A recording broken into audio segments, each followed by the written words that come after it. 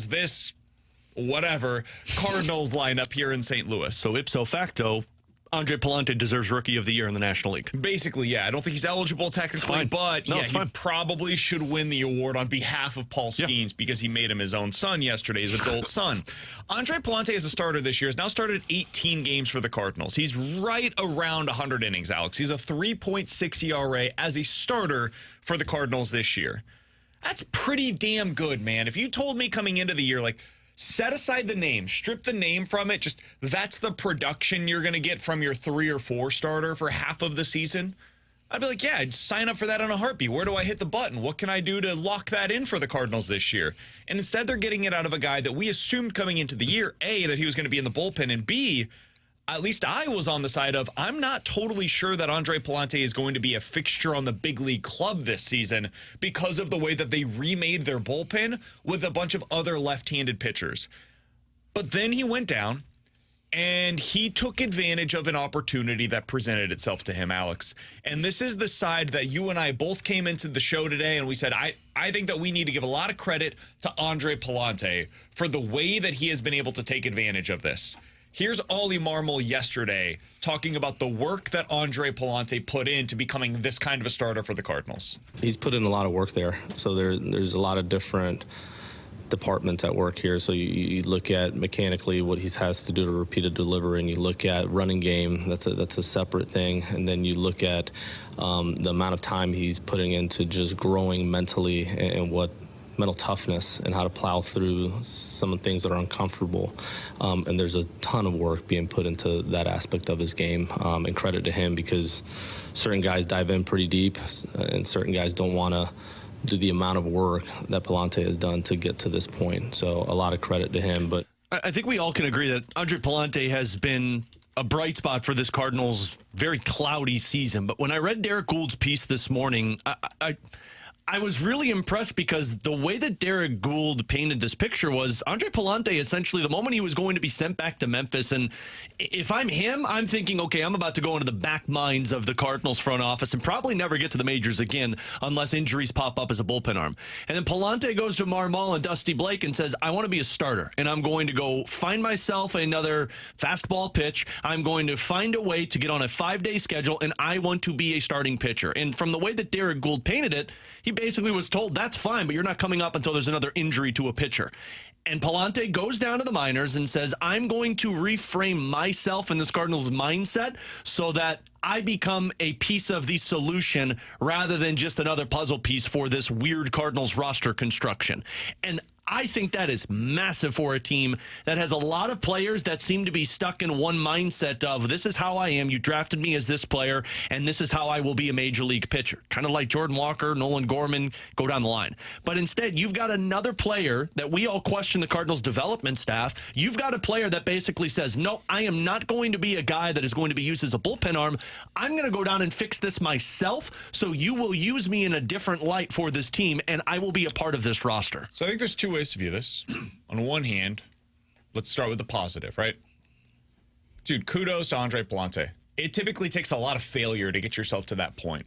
Most of the time, what you'll see, and this is natural for all of us, is a player is not willing to make wholesale changes about the way that they go about things until they see what I'm doing, like, will not, cannot, and will never work at the big league level. It's like last year, right? Alec Burleson, I think, met this moment of the way that I am approaching my plate appearances right now cannot work at this level. The pitchers are too good. I cannot do damage against that low and away slider. I've got to find a way to become more selective with the pitches that I'm trying to hit, because I can hit everything. I'm not going to strike out. That's not my problem. My problem is right now I'm not doing damage, and until I do, I'm not going to become a regular at this level, and I'm good enough to do that. And then he goes into the offseason, and that becomes his plan. And this year, we've seen what the results are. He's gone into a little bit of a dry spell lately, but he's been a very productive player for the Cardinals this year. He hit failure and found the success out of it. Pallante never hit like rock bottom. Pallante was a perfectly capable reliever last season, and he was still fine for them this year. But they had so many lefties that he probably wasn't going to be a guy that stayed in the bullpen all year long just because of the roster math and the way that they were going to have to play things this season. So they sent him down, and he was like, you know what? I haven't hit rock bottom, but I have hit a place that I'm uncomfortable with, and I don't want to be this guy that's doing that Memphis shuttle thing. I want to be somebody that is counted upon by the team every fifth day, and I think there's a way for me to do that. And so he took it into his own hands, talked to Dusty Blake, talked to Ollie Marmol, and said, I want to go down and work on this pitch. I think it's something that I can unlock more out of myself with, and that I can come back a better starter or a better reliever, whatever you guys need me to be. But I think this is the way to do it as a starter, to give me more pitches to work with on each outing that I go out there. I can find out if this sinker is going to be a real player for me or not. So credit to him for doing that and going down there, putting in the correct amount of work and getting the results now. That is what it's all about, man. We talked to, Torrey Hunter a few years ago, and this was around the time that Tyler O'Neill's right before his big breakout season. He said at some point you got to take your career into your own hands, put in the work that's necessary, and make the adjustments. And then it's on you, not on the team anymore. You can't blame anybody else. Put it on you. That's what Andre Pallante did this year. I wish other guys would do the same. Yep. I think it's time for Jordan Walker to do that. I think it's time for Nolan Gorman to do that. I think there are other guys that can take this example on the pitching side of things and implement it for them on the hitting side of things. Now, the negative. Why did it require that? Why did it take Andre Pallante presenting this to the organization for him to get to the point where he was going to go down and add this extra pitch and work on it on his own, and he was the one that brought it to their attention? Now, once he did, they gave him all the tools, according to Derek Gould's story. The analytics team, the scouting department, like everybody came together and said, hey, Pallante, here's all of the information that you could possibly need. Go down and work on this now. Good, great. The organization worked the way that it was supposed to. Why did it take that long? Yep. That's the question that I would have as a part of this, is why was that not presented to him ahead of time? Yep. That's something I still don't know the answer to. And that's the part that I thought as well. It's frustrating because, I mean, how many times have we seen it just with a couple of players that are already part of this roster? The toying between, is Matthew Liberatore a starter? Is he a reliever? And you see the signs of, like, this dude could be elite for us at the reliever position, but yet we still might need the starter. Zach Thompson, they went back and forth for 2 years of he's a starter, he's a reliever, he's a starter, he's a reliever. I always, ever since we've talked to Al Avila, you always go back to it and say, like, it's bad when other teams can evaluate your own players better than you can. And if Andre Pallante is the one that has to stand up and raise his hand and say, guys, I might be a starting pitcher and I might be good at it, and the Cardinals are like, huh, that's a great idea, because I only thought you were a reliever that could only pitch to one type of hitter. Go down to the minors and figure that out. The Cardinals should be the ones that are saying, you are probably better as a starter for us. We need that. Go down and figure that out. And the other thing on top of that is the need of it. Right? Like, they didn't need a lefty reliever. They have enough of those at the big league level. Hell, they've got some of them at the minor league level. And they had even more coming into the season before some injuries took their toll. So if you knew that ahead of time, and there seemed to be this belief that if he adds this extra fastball, he could become something more as a starting pitcher, why was that not a proactive response instead of a reactive response to his struggles at the big league level? Because there was a clear and obvious need for a sixth starter for the Cardinals. That was clear from day one for this team. Why did it take so long to arrive at this place with Andre Pallante? It's a question that has been kind of racked around my brain, and after I read this piece by Derek Gould, I give a lot of credit to him. I give a lot of credit to the organization for providing the necessary information after he decided to go down and become a starter. I just wish there was a little bit more proactivity by this organization. Speaking of being proactive, there's one other thing that I wanted to get your thoughts on, guys, because last night it wasn't a huge game from Paul Goldschmidt, but he did take a big walk, ended up scoring one of the runs that the Cardinals needed to win that one. And Katie Wu had a piece earlier today over on The Athletic, Alex, writing about some of her biggest takeaways from the last week of Cardinals baseball. She wrote the following: when it comes to the future of the Cardinals roster, there's no bigger question than Paul Goldschmidt. The Cardinals could re-sign him at a lower deal, extending a qualifying offer, or choose to pivot towards one of their internal options at first base for next season. It is likely those conversations and the club's decisions that will not take place until after the season. Paul Goldschmidt, since the All-Star break, boys, is batting .275. He's slugging .485. If you look at his expected numbers, I know people laugh whenever we say it, but his expected numbers on the season: .260 batting average, .460 slugging percentage. It's about 25% above league average offensively, is what he's been since the All-Star break. Alex, if I told you now that's what he's going to be next year, there's no way for me to lock that in, but if I told you that's going to be the case for Paul Goldschmidt going into 2025, and I put you in Mo's shoes, assuming he's still in charge, are you extending him? Are you giving him the qualifying offer, which is about $20 million for on a one-year deal?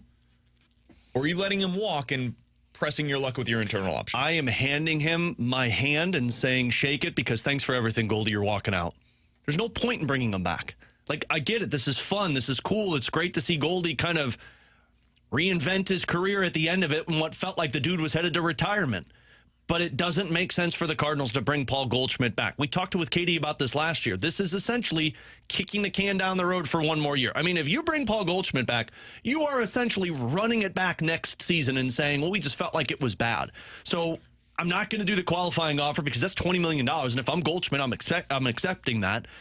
I'm not going to do $12 or $15 million for this guy. Those numbers are great. I'd rather Alec Burleson be doing that as an everyday player, if not better, at first base, so that we can finally stop this. Well, what do we have in the young players? Start playing them. Yeah, I would let Paul Goldschmidt walk. And I understand that, like, you look at Alec Burleson in the second half, it hasn't been great. 631 OPS for Alec Burleson. He's actually now 23% below league average in the second half. I don't care. They need to make a change. And they need to try and see if Burleson... my tinfoil on Burley is he's just running... He's hitting a wall. You know, this is the most games he's played at the big league level. Next year, he should be better positioned to survive, quote-unquote, the full 162.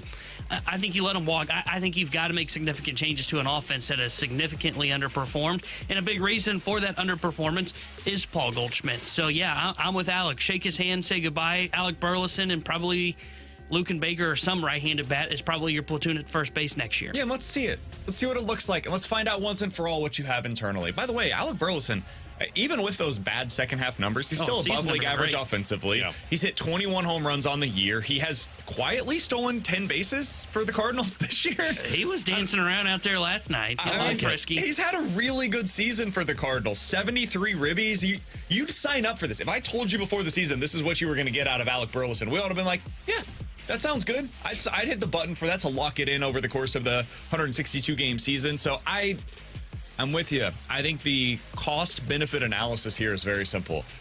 I no longer have first base to play with because they're going to play Paul Goldschmidt there every day. And whatever that money is, whether it's 10, 15, $20 million, whatever it ends up being that you have to pay to Paul Goldschmidt, I can't use that to allocate elsewhere to my my roster.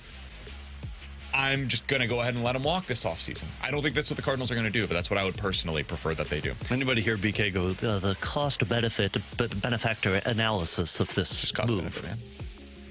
Oh, I heard a nerdier statement. Just with the glasses. Yeah, I was going to be like, if you could do this one for you, the cost analysis of this one. He's Alex. That's T-Bone on BK. 314-399-9646 is the Air Comfort Service tax line. If you guys want to get involved in the show, that is the place to do so. You can check us out on YouTube as well. YouTube.com/101ESPN-STL. That is where the graveyard chat is off and running. We'll get to questions and answers coming up at the end of this hour. But coming up next, what the heck happened last night in the NFL? And what's going on with this league in terms of the offensive numbers? We'll give you some of those, share them with you, talk about if we're watching the end of an era in the NFL coming up next here on 101 ESPN.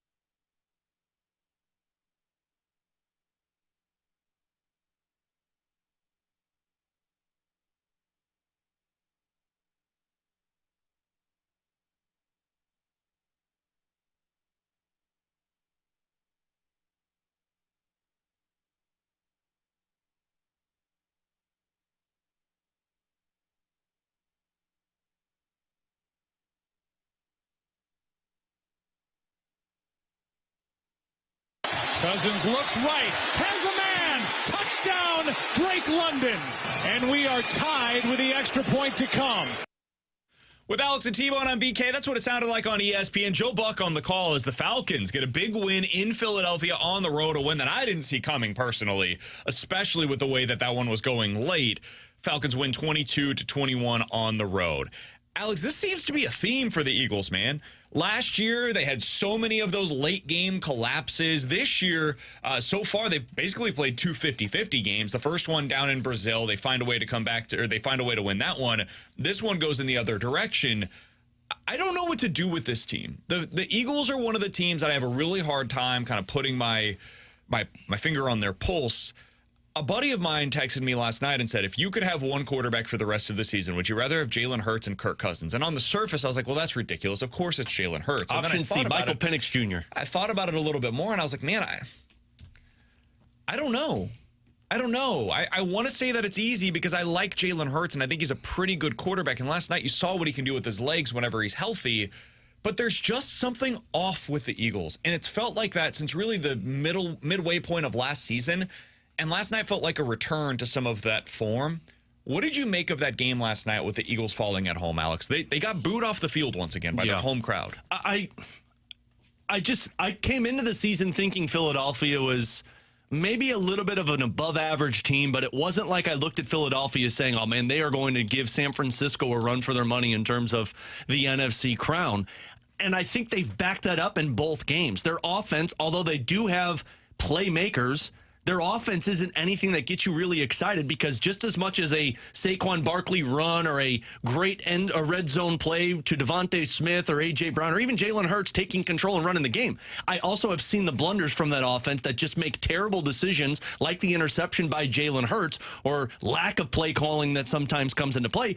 And their defense, which 2-3 years ago was looked at as like elite defense, man, they got a lot of holes that I don't know if they have the ability to fill. Plus, it's got a coach that I'm just not certain where they're at. They seem like a team that's in the middle in the NFC right now. They do have guys that should take them to the next level, but then there are certain decisions that come into play, whether it was that first game where they almost lost that one or last night where they did lose that one from the interception by Jalen Hurts. I look at Philadelphia the same way I kind of look at Atlanta. Fine, but I don't really think there's that high of a ceiling for this team. Yeah, I still don't know what to make of them. And for me, it's their defense. I think their defense should be better than what it is. And they've been kind of picked, last night, not so much picked apart, but that was a terrible drive at the very end there. You can't allow Atlanta to go like 80 yards in like a minute and score a game-winning touchdown and not even look competitive in doing so. You know, Atlanta just went coast to coast, essentially, and it was super easy for them. That's the side of the ball I don't understand. Offensively, I could see why they may have slightly struggled last night because you are missing A.J. Brown. He didn't play. But even then, you still have Devontae Smith. You've got Dotson, who I think should be a pretty solid like third piece for them, and especially when you bump him up into the 2 role, which he was kind of in at times in Washington as well. And then you've also got Saquon Barkley and Jalen Hurts. Like, there shouldn't be these kind of struggles for an Eagles team. My guess is it is the coaching side of things. I don't think Sirianni's a good coach, and I think what you're seeing is a team that just has a lack of confidence, a team that, whether it be schematically, you don't think that they're working things out properly, but it's not like Sirianni's calling that. I think you're seeing a disconnect between Jalen Hurts and Nick Sirianni for their offensive struggles, and that was what was reported in the offseason of the major disconnect between those two, and they claim they've amended bridges. I don't know. They feel like a team that should be a threat in the NFC because they have too much talent, but they feel like a team that's going to end up walking out of there being like slightly above 500. So this is a small thing, but it goes to the heart of like their philosophy, right, as an organization. I view the Eagles typically as a pretty aggressive team. 4th downs, 2-point conversions, go like that kind of stuff. I view them as a generally aggressive team. Yeah, the tush shove. But last night it was like, sometimes we're aggressive, sometimes we're not. Whereas Dan Campbell, like, you can love it or hate it, and that's totally fair, but he's going to be consistent. That dude is hyper-aggressive, and when he gets into a situation that he wants to go for it, he's going, no matter what anybody else on the outside thinks about it. We saw that on full display last year against the Cowboys, where they had that weird penalty, and despite it being like, instead of from the 2-yard line, now it's from the 7-yard line, still decided to go for 2 points because that's what he wanted to do, right? That's the opposite of Nick Sirianni. Sirianni is like exclusively just by the gut. How do I feel in this particular moment? I'm going for it, I'm not. Last night, 4th and 4 from the Atlanta 9-yard line early in the game. Go for it. It fails. They don't end up converting. Boom, Falcons football. 4th and 3 from the Atlanta 40. They go for it. Success. Worked out that time. They ended up driving down the field. 4th and 3 from the Atlanta 6. Do not go for it. Now they take a field goal from the 6-yard line, 4th and 3. Okay, kind of goes against what you've been doing the rest of the game, but whatever. 4th and 1 from the Atlanta 46. Go for it. That was the push or the tush push last night. They succeeded. 4th and 3 from the Atlanta 10 late in that game. They don't go for it. They end up taking the penalty, delay of game, try to draw them off sides at first. They end up kicking the field goal, go up 21-15 instead of potentially going for it there on 4th and 3 again from the Atlanta 10-yard line. If you go for it there and you succeed, a risk, no doubt, but if you go for it and you get it, you could potentially score a touchdown to put that game away. By kicking the field goal, you actually do the worst of both worlds. What you end up doing is you go up by 6 points, which incentivizes the Falcons to go for a touchdown because now they have to score a touchdown to be able to tie you. And then if they get the extra point, now they're up. If they were only down by 3 in that spot where you went for it and you do not succeed, what happens is now they're incentivized to try to just get into field goal range, right? And once they do, now they're going to bleed out the clock to potentially get into overtime. So the downside there is actually minimized because the opposing coaching staff is just playing for the tie, if nothing else. Now, some coaching staffs, like if Dan Campbell's on the other side, he's going for the win. Yeah, go for the touchdown. Yeah. But if I know anything about a defensive mind and Raheem Morris, he's probably going to be playing for the tie there to get it to overtime and let's play our hand there. The downside is minimized because of that. So this is a blackjack player that's getting up to the table and like, when he's got a 12 and the dealer's showing a 2, sometimes he's taking the hit and other times he's staying. It doesn't make any sense. Over time, you want to play the odds. And they're not doing that right now. They're just going by their gut on any given situation. I think that's going to hurt them over time. And that's just one example of this.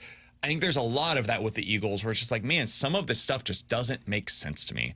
On the other side of that game, Kirk Cousins was pretty decent last night.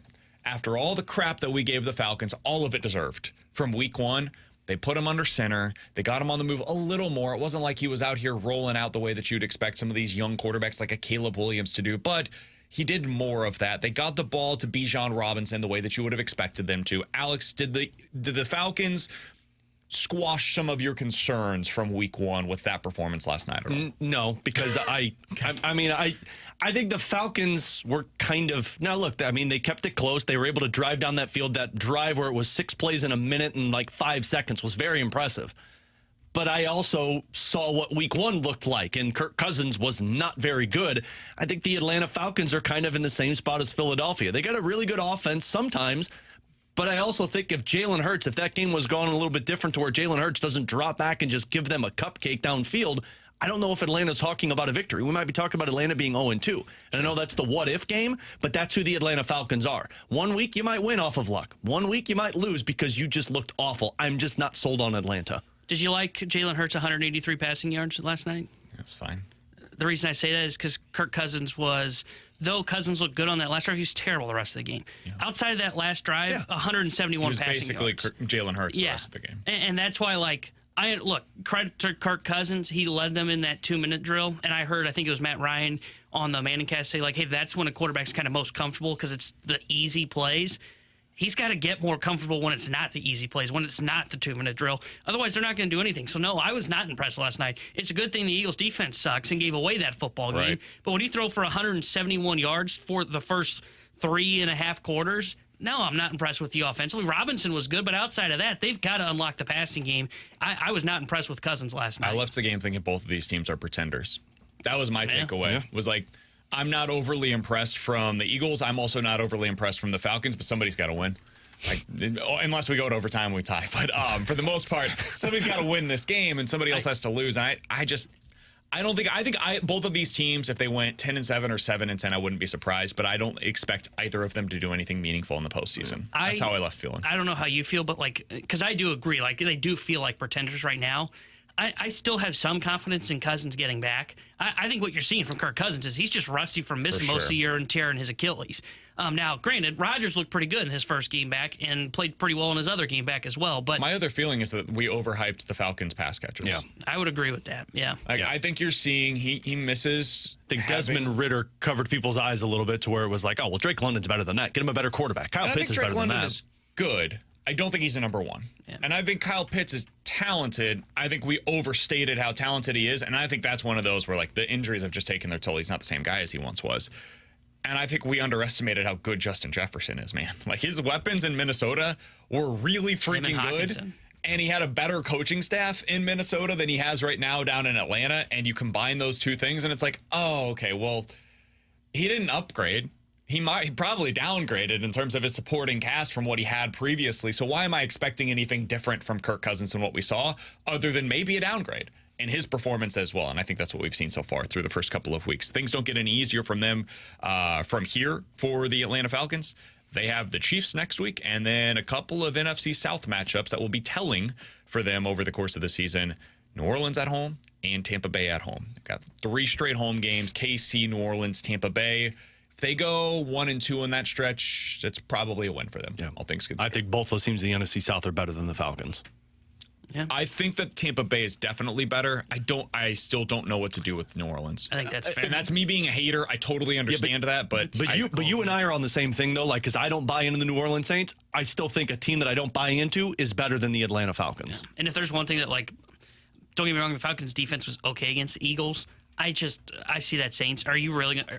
Is the Falcons' defense good enough to shut down the Saints' offense? That would be my question. And I don't believe in the Saints' offense, but they're putting up points right now while nobody else is. Last thing here. We had somebody on the text line, 314-399-9646 is the Air Comfort Service text line. Guys, how much of that game changes and how much of your feelings about it change if Barkley simply catches the ball on third down and walks into the end zone and it's game over? We talked about this before the show today. I didn't mind the call. No. I thought it was fine. Is it the perfect call? Maybe not. Maybe run it there, and because you're aggressive, unless you're not, like they didn't do a couple of times inside of the red zone, but whatever. You go for it. You run it on third down. You run it on fourth down. You see where things end up shaking out for you.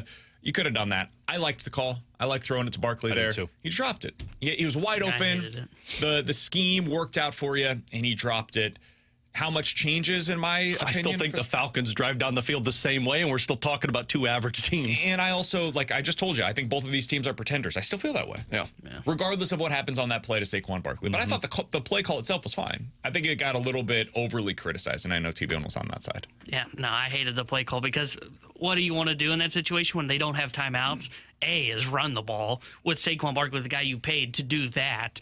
But also the fact that you eliminate some of the variables by running the football, right? Like when you throw the ball, sure, he's open. There's also a chance he probably drops that football. There's also a chance the defense reads it well and breaks out the pass. There's also a chance the defense picks off that pass and takes it the other way. Like there's so many more variables when you throw the football compared to when you run it and you just let the clock run. And if you're the Eagles, you have the tush push to rely on. So if you pick up 2 yards, okay, well, I'm just going to go out there and I'm going to shove on that big old butt Jalen Hurts and pick up that first down and ice this game away. He's T-Bone, that's Alex on BK. Coming up next, what's the path to Robert Thomas getting to 100 points this season? Alex will talk about it coming up here on 101 ESPN.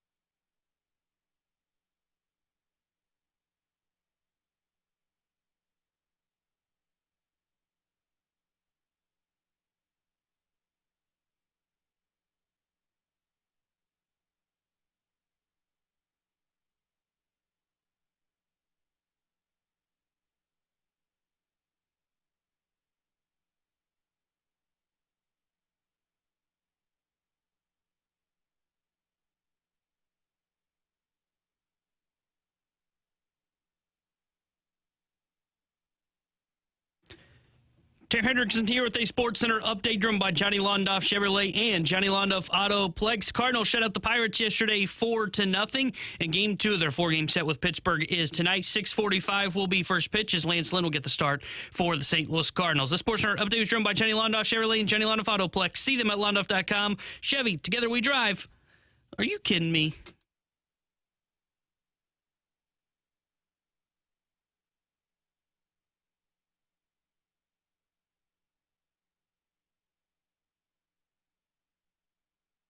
All right, so what's the path for Robert Thomas to become a 100-point player? It's a question that we've asked over the last couple of seasons, Alex, and it's a question that Matthew DeFranks wrote about earlier today in the St. Louis Post-Dispatch. With Alex and T-Bone on BK, the truth is this doesn't happen a whole lot. Last year in the NHL, I think it was 9 players that ended up reaching the 100-point threshold, and all of them produced at least 30 goals. In fact, you have to go back more than 15 years in the NHL for the last time that an NHL player produced 100 points without scoring at least 30 goals. It was Sedin and Thornton. Those are the 2 guys that have done it in the last 20 years.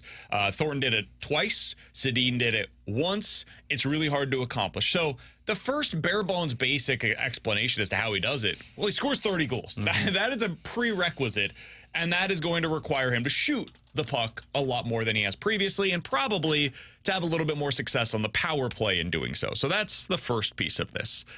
But Alex, beyond the obvious of, hey, score a bunch of goals, that's going to make it easier because then you have to have fewer assists to get you to that 100-point threshold.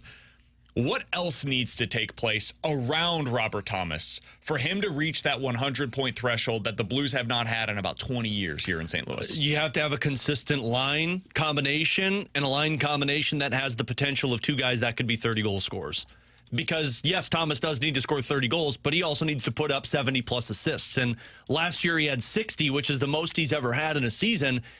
And you know how many line combinations Robert Thomas was a part of last season? It's part of like 7 different line combinations last season. So there can't be a whole lot of, well, does this guy work with Robert Thomas? Does this guy work with Robert Thomas? There needs to be a staple of a number 1 line. Because if you look at those guys that did put up 100 points, you're talking about pretty consistently knowing who's going to be out there with the other person. JT Miller was out there with Brock Besser an awful lot. Artemi Panarin was out there with Chris Kreider an awful lot. You need success on the power play, which Thomas had towards the end of last season, but maybe not so much at the beginning of last season. But we all know that whole power play was kind of in shambles. But for me, if we're going to be talking about Thomas being a 100-point player, you need to pick the line combination and I think make it that line combination from start to finish, which I know is hard to do in hockey with injuries and just with guys who are up and down throughout the year. I think you've got the perfect combination in front of you that matches a lot of these other line combinations, and it's Thomas, Buchnevich, and Neighbors. You can't be using Buch as the centerman. I think that should be Braden Shen's job until Dvorsky's ready for it. I don't think Jordan Kyrou should be up there with Thomas. I know that's the sexy 1-2 punch because it's 2 guys that make $8+ million. I think Kyrou is more of the one-and-done type of offense, and Robert Thomas is more of the puck possession and cycle. It's why I like Buch with him on one wing. It's why I like Jake Neighbors on the other wing. And we talked about this a couple of weeks ago. If you look at MoneyPuck.com last season, of all of the line combinations, Buchnevich, Thomas, and Kyrou, and Buchnevich, Thomas, and Neighbors were 2 of the most line combos that he played with. Buch, Thomas, and Kyrou had an average of 2.6 expected goals per 60 minutes. Buch, Thomas, and Neighbors was almost 4. It was 3.9. That, to me, is your line combination. It's just going to really come down to, are you willing to put Shen at the center and keep him there? Because I think Buch, Thomas, and Neighbors make the most sense. All right, so these are the players last year, Alex, that reached the 100-point threshold.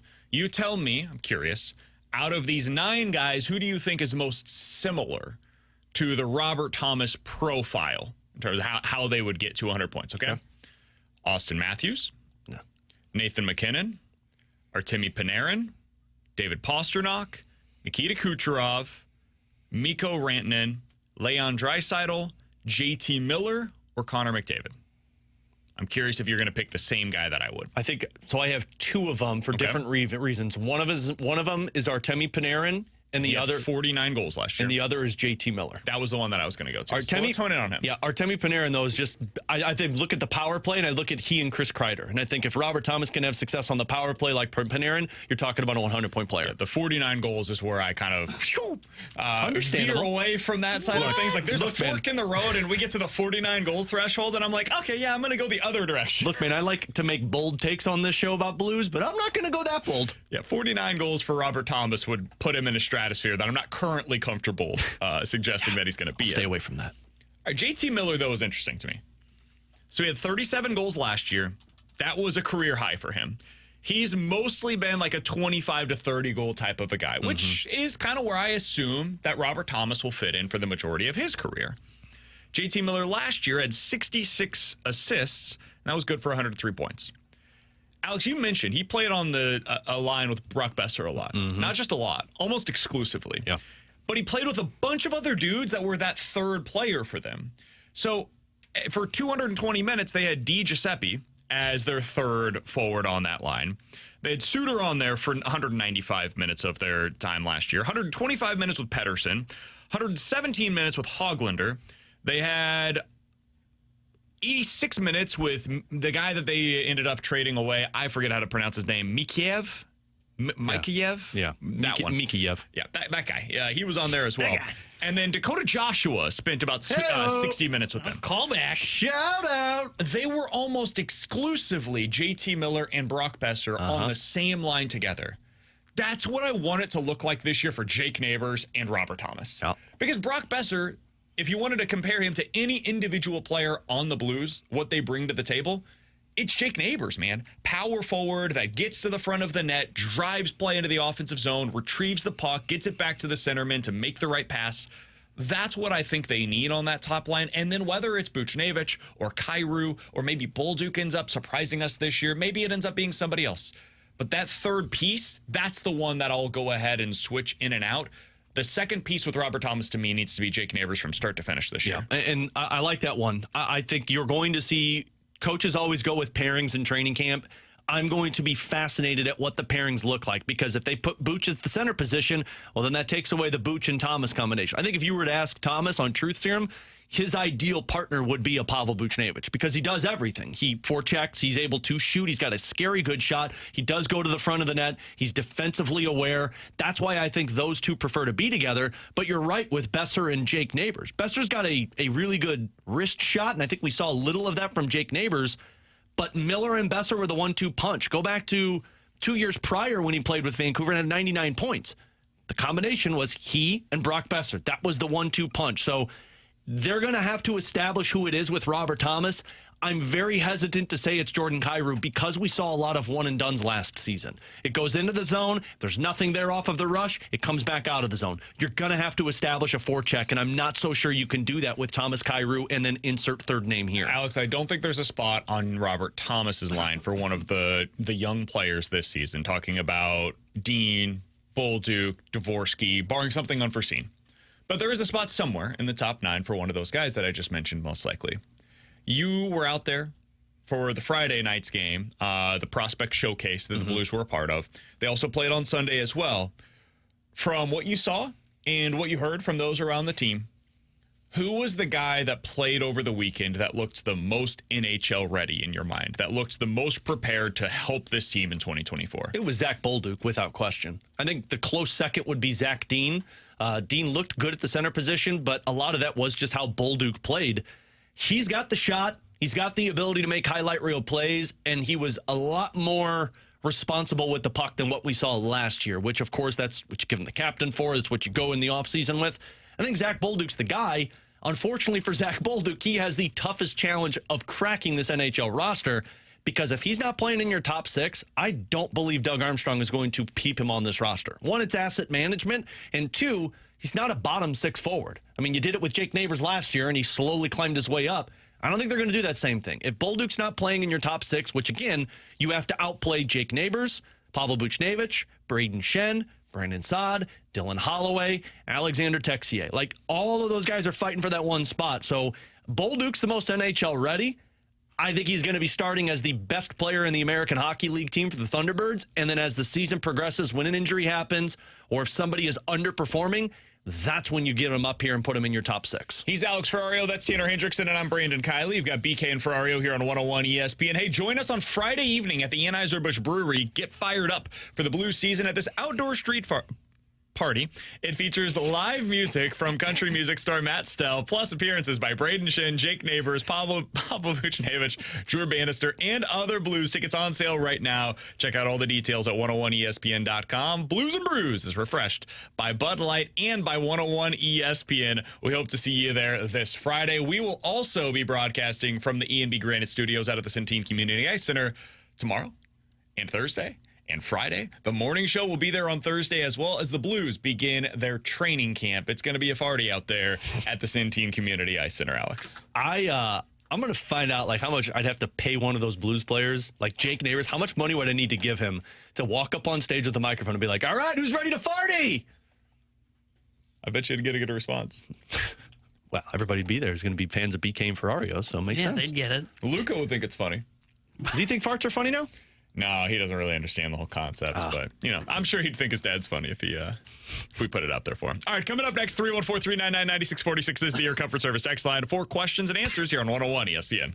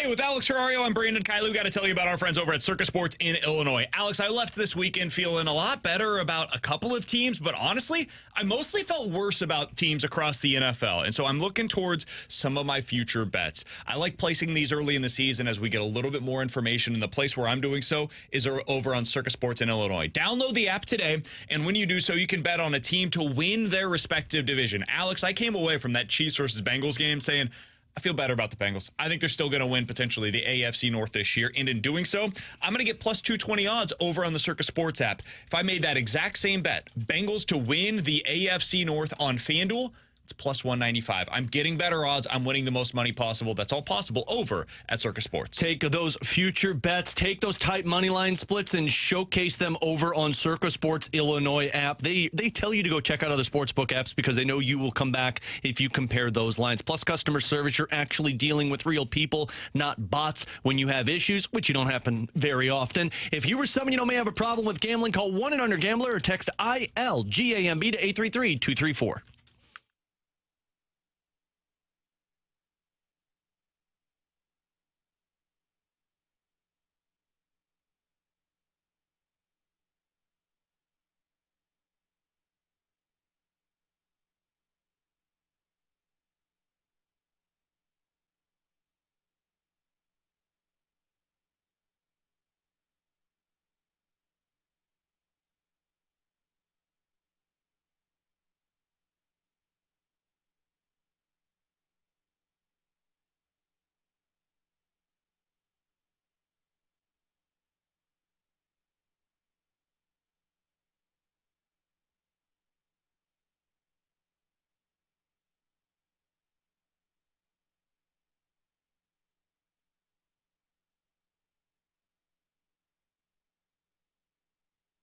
314-399-9646 is the Air Comfort Service X line for questions and answers. This one comes from the 314. Guys, passing touchdowns are down significantly in the NFL this year. Is that just a product of better defensive schemes, or do we have fewer elite quarterbacks in the league right now than we used to? Alex, this is something I looked into at length last night because I'm fascinated by the subject. I think it is the single biggest storyline of the 2024 NFL season is what's happened to these passing games around the league. Short answer, cover two. That's what's happened. The rate of teams playing cover two, which is two high safeties, instead of bringing one of those safeties down into the box to help against the run and to take away the short passes, both safeties are dropping deep into coverage now and trying to keep everything in front of them. It helps you defensively against a deep passing game, makes things very frustrating for an opposing passing offense. The reaction to that typically in the past has been, well, we're going to run the football against you. Teams are less equipped now to run the ball than ever before, so that's why teams are getting away with this defensively. Now, what happened with the drop in production accordingly? It's not just the touchdowns, because that's part of it. There were 86 touchdowns in the league at this point last year. There were 105 touchdowns or more in every NFL season through 2 weeks from 2018 to 2022. So that's already a drop-off. 105 down last year to 86. This season, it's 69 passing touchdowns through the first 2 weeks of the NFL season. Drop-off of almost 40 touchdowns at this point. All right, so that's one piece of it. There were about 16,000 passing yards through the first 2 weeks of the NFL season in 2021. It was 3 years ago. We were down to 12,000 through the first 2 weeks of this season. That's a 4,000-yard drop over the first 2 weeks of the NFL season in passing yardage. Alex, that can't just be the cover two, right? Is there more to this? What's going on in your opinion? I mean, it definitely isn't the less elite quarterbacks because you got the same quarterbacks that you had from last year, a couple of years ago. My only thought is you were getting more prepared elite defenders from the college game than you're getting more elite playmakers from the college game. Like, it just seems like defenses come into the NFL and they know exactly what to do and they know how to handle it, whereas you see the elite guys, but it is few and far between the average playmakers in the NFL because, again, the quarterbacks are the exact same. It's just the offenses aren't having the same success as defenses are just completely shutting down the other side. Yeah, I don't think it's completely the cover two. I do think, and I think I mentioned this the other day, I do think that you're seeing coordinators kind of disguise their coverages a little bit better than maybe we did 3 years ago to really kind of fool these quarterbacks. I mean, we've seen like Mahomes fall for stuff so far this year as well. So I think there's a little bit of that to it. I also think it is just now you're seeing more of we will take away more of the middle of the field as well, and we want you to move kind of east to west, and we're going to go to the ball, we're going to get to the ball quicker because they're better athletes on defense now. And that sounds odd to say, but I wonder if there is some of that to it because it does feel like now you're seeing better open field tackling going on than we've seen in years past. And I wonder if that is some of the stuff that they've been working on of, okay, we're not only going to take the deep ball away, we're also going to take away kind of that 5-yard just little in route and just kind of go east to west. We'll try and work through these screens if we can. I think there's a lot that goes into it. I think teams are less prepared to run the football, which means that there's less of a threat of it, which means defenses are more equipped to take away the passing game, which helps. I think that you're seeing offensive line play be at an all-time low in the NFL right now, which means quarterbacks are having to get rid of the ball quicker, which leads to these quick passes as well. I think in general, young quarterbacks are coming into the league less prepared for what defenses are going to challenge them with. You mentioned the disguises, T-Bone. Dude, if you watch Caleb Williams, he looks confused out there at times right now. Those Pac-12 defenses and Big 12 defenses that he faced, they didn't prepare him for what he's going up against right now. Like, I think it could be a really good thing long-term as long as he's healthy for J.J. McCarthy to not see the field this year, for Michael Penix Jr. to not see the field this year because they get to spend a year in the room with a veteran quarterback that gives him a little bit more of a chance to like, okay, what is happening out there? I've never seen anything like that. Can you explain that to me, Kirk? What are you seeing there? How do I avoid getting into the pitfalls of the teeth of that defense? So I think that's some of what we're seeing as well. It doesn't fully explain it, though. Some of it's the preseason. Guys aren't playing anymore, so you see a lack of playing, a lack of crisp performance early on in the season. There's a million different things that could lead to this. Some of it is more boring than others, but I think the cover two is the single biggest issue that we're running into right now in terms of production in the NFL. 314-399-9646 is the Air Comfort Service text line. A couple more questions here for questions and answers on BK and Ferrario. Guys, please explain how Tennessee jumped Missouri in the poll this week after Tennessee beat Kent State and Missouri beat Boston College. See, I love this because I got this question from a buddy of mine yesterday. Style points. This is not going to be an answer that goes over particularly well with this fan base. I think it's right. I think Tennessee has been more impressive this season with their resume than Missouri has with its resume. They both played a team that came in ranked at the back half of the top 25, and in those respective performances, Missouri won by a touchdown, Tennessee won by 40. Yeah, Tennessee's put up 191 points in 3 games. Yeah, I don't I forget the Chattanooga and Kent State games. Throw those out. I expect a Josh Heupel offense to do that. They beat NC State 51-10. Yeah, and Missouri beat their comparable team, Boston College, 27-21. Boom, that's how you do it. Good teams win, great teams cover. That's right. And Tennessee has done that every single time. Yeah, and I think both with NC State and with Boston College, neither team to me is going to be back in the top 25. So you look at that and go, okay, well, who performed better? And we've talked about it. I think for the first, what are we now, 3 weeks in to the Missouri season, I think all 3 weeks you're still wanting more from the offense, and more so from the passing game than anything else. Meanwhile, you look at Tennessee and I don't know what you could ask for more. And again, they've played a bunch of 2 cupcakes as well. They're doing what they're supposed to be doing. The passing game looks explosive, and that's with the freshman quarterback. Meanwhile, Brady Cook's a senior, and we're still wanting more from him. And ultimately, if they keep winning games, it's not going to matter. Yeah, It doesn't matter where you're at this point in the season, and the AP poll much less, as opposed to the college football playoff rankings. All right, final thing here. Peanut butter and blank. What's the best pairing with the almighty peanut butter on a sandwich? It's jelly, right? We all agree? Are you a honey guy, a peanut butter and Elvis banana? Presley, it's bananas on the toilet. Peanut butter and jelly, banana, honey. Bologna. Have you ever heard peanut butter and bologna, people? I've heard people do peanut butter and butter. Peanut butter and bologna, that sounds disgusting. My dad used to do that, actually. Peanut butter and... I mean, mine's jelly, but it's got to be the right jelly. It's strawberry jelly. I'm strawberry. You put grape jelly on that, I will throw it away. Guy, no surprise to anybody. I am too, actually. My grandma used to make that. Yeah. Peanut butter and crackers. T-Bone's like, what's preserves? I don't want. Did you say peanut butter and crackers? I don't want a PBJ. I don't like jelly. That is spoken like a man who lives in an apartment. Somebody said mayo. Peanut butter and mayo sounds like the single most disgusting sandwich I've ever heard. That sounds like a punishment we would do on the show. I put mayo. I'm not doing any more damn mayonnaise punishment. I put mayonnaise on one thing and one thing only, and it's a BLT sandwich. Same. So yeah, that's it. So the only time I use mayonnaise. I put mayo on anything. I won't put that ish on You know, anything. it's a white gelatinous substance, so I'm not into it Yeah. on the vast majority of things except for a BLT. BLT has to have mayo. BLT, It's the you only gotta thing. go it. I make an exception. He's Alex. That's T-Bone on BK. That's Coming up nasty. next, Matt Adams is going to sign a one-day contract to retire as a Cardinal. I like Matt Adams. Did we really need to do this for Matt Adams? We'll talk about it next year on 101 ESPN.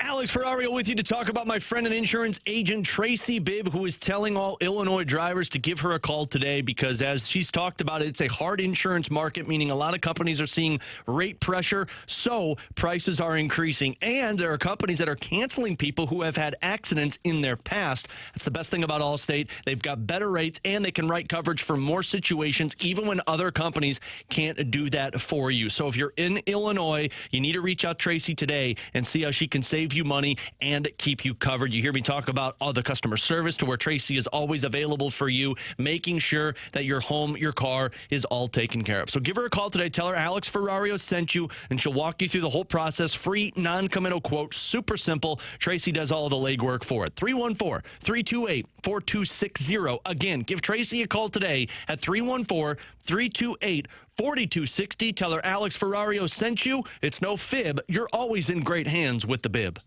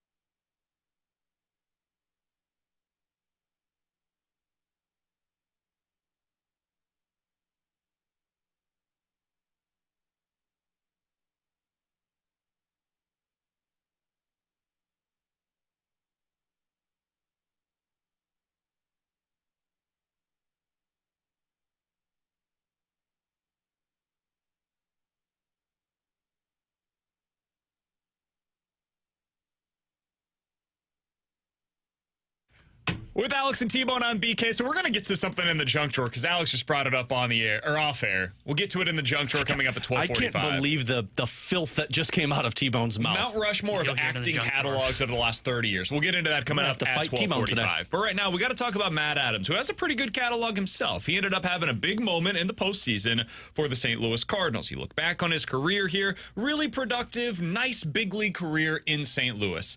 Finished with about 3 wins above replacement, though, Alex. 3 over the course of his 5 years as a St. Louis Cardinal. I like Matt Adams on a personal level. We've had him on the show a number of times. He's been nothing but gracious to us. And so for that, I'm super appreciative. And again, a good player that had some big moments in a Cardinals uniform in the postseason. Bringing him back and throwing out the first pitch or something like that and saying, hey, congratulations to Matt Adams on a tremendous major league career and then the minor league / independent league career that he had afterwards, a baseball career, right? Great. All in for all of that. This one-day contract thing where he's like having a ceremony before the game for the Cardinals in their final homestand of the season. You hear that, T-Bone? Cha-ching, cha-ching, Well, I was there last night. There was no ka-ching. Well, they didn't have the ceremony, man. Oh, sorry. Tonight. Well, they had Paul Skeens and there still was no ka-ching. Adams is bigger than Paul Skeens. Is this necessary? Are you asking me as a baseball fan or a Cardinals fan? However. Because as a Cardinals, I don't even think a Cardinals fan it's necessary. As a Cardinals front office member, it's absolutely necessary because you need something to get people's intrigue into this team right now. As a Cardinals fan, I hate it because I think Matt Adams is an awesome dude, but no, I don't. So when I think of guys that get one-day contracts that aren't Hall of Famers, I think back to David Backus getting one with the Blues or Barrett Jackman getting one with the Blues. Those guys either spent their entire career with one organization with the exception of 1 year like Barrett Jackman or David Backus, who was a captain and led the team out of a retool. I don't know if Matt Adams falls in line with any of those. Now, Matt Adams has one of the biggest moments in the last, 13 years in postseason memory. Non-2011 edition. Post-2011. I mean, he has the biggest moment, that home run off of Clayton Kershaw. Can we call timeout, though? Yeah. There's a reason for that. The last big moments that this team had in the postseason took place more than a decade ago. 100% with you. But who else do you have to celebrate if you're the Cardinals? And that's what I think is telling about this. I think this is less about Matt Adams and more about the sign of the times. For them to bring back Matt Adams tonight, it actually speaks to me about the lack of future ceremonies that they're going to be able to produce like this. Dude, Matt Adams is coming back for one moment. That's why he's coming back. That home run that he hit against Clayton Kershaw, that's going to be the memory that a lot of Cardinals fans have in the back of their mind as they either are at the ballpark watching this tonight or are at home taking it in on Bally Sports Midwest, or as they just read about it or hear about it on our show today. However it is that you're taking it away in. That's going to be the thing that you hear Matt Adams' name and then memory association, boom, you go back to that, right? Yeah. And there's a reason for that. It was a postseason moment. This team lacks postseason moments over the last almost decade now. You look at it, dude, the last Cardinals team to make it to the World Series was 2013. Matt Adams was a part of that team. The other guys that are still active, forget on the Cardinals, active in Major League Baseball from that team. Matt Carpenter. Still Cardinal. Lance Lynn. Still Cardinal. Michael Walker. Joe Kelly. Those are the four guys that remain active from the 2013 St. Louis Cardinals, the last time that this team went to the World Series. Carpenter and Lynn might be playing their final games as a Cardinal this week in Busch Stadium. Michael Walker, I'm not even sure we're going to look back on him at the end of his career as a quote-unquote Cardinal for the majority of it. He's going to have enough success that he's probably going to end up going elsewhere for the majority of his career. And Joe Kelly's a Dodger at this point. He's going to be remembered for the Dodgers. He's going to be remembered for stuff that he did not here in St. Louis. This might be the last one that you get, man. So as you look at this tonight and you think about why are the Cardinals doing it, well, they might as well strike while the iron is hot, because who the hell is the next guy that's going to be able to have this kind of a ceremony for them, man? Or they bring them back and you say, I remember that playoff moment for him. Yachty? Albert? That's kind of it. Well, Yachty's already back, man. Sure. Is he? But who else are you going to bring back from the 2018 run? Marcell Who's the guy Ozuna from that team? That you're going to be like, yeah, all of the exciting moments that I can recall from the 2018 Cardinals run to the NLCS, you know? Rosenthal's probably the next guy, but... What the hell did he do? I mean, that's going back to these teams that we're talking about here. That's what I'm saying. Early to mid-2010s. I think that would be the next one, but... So, I'm just...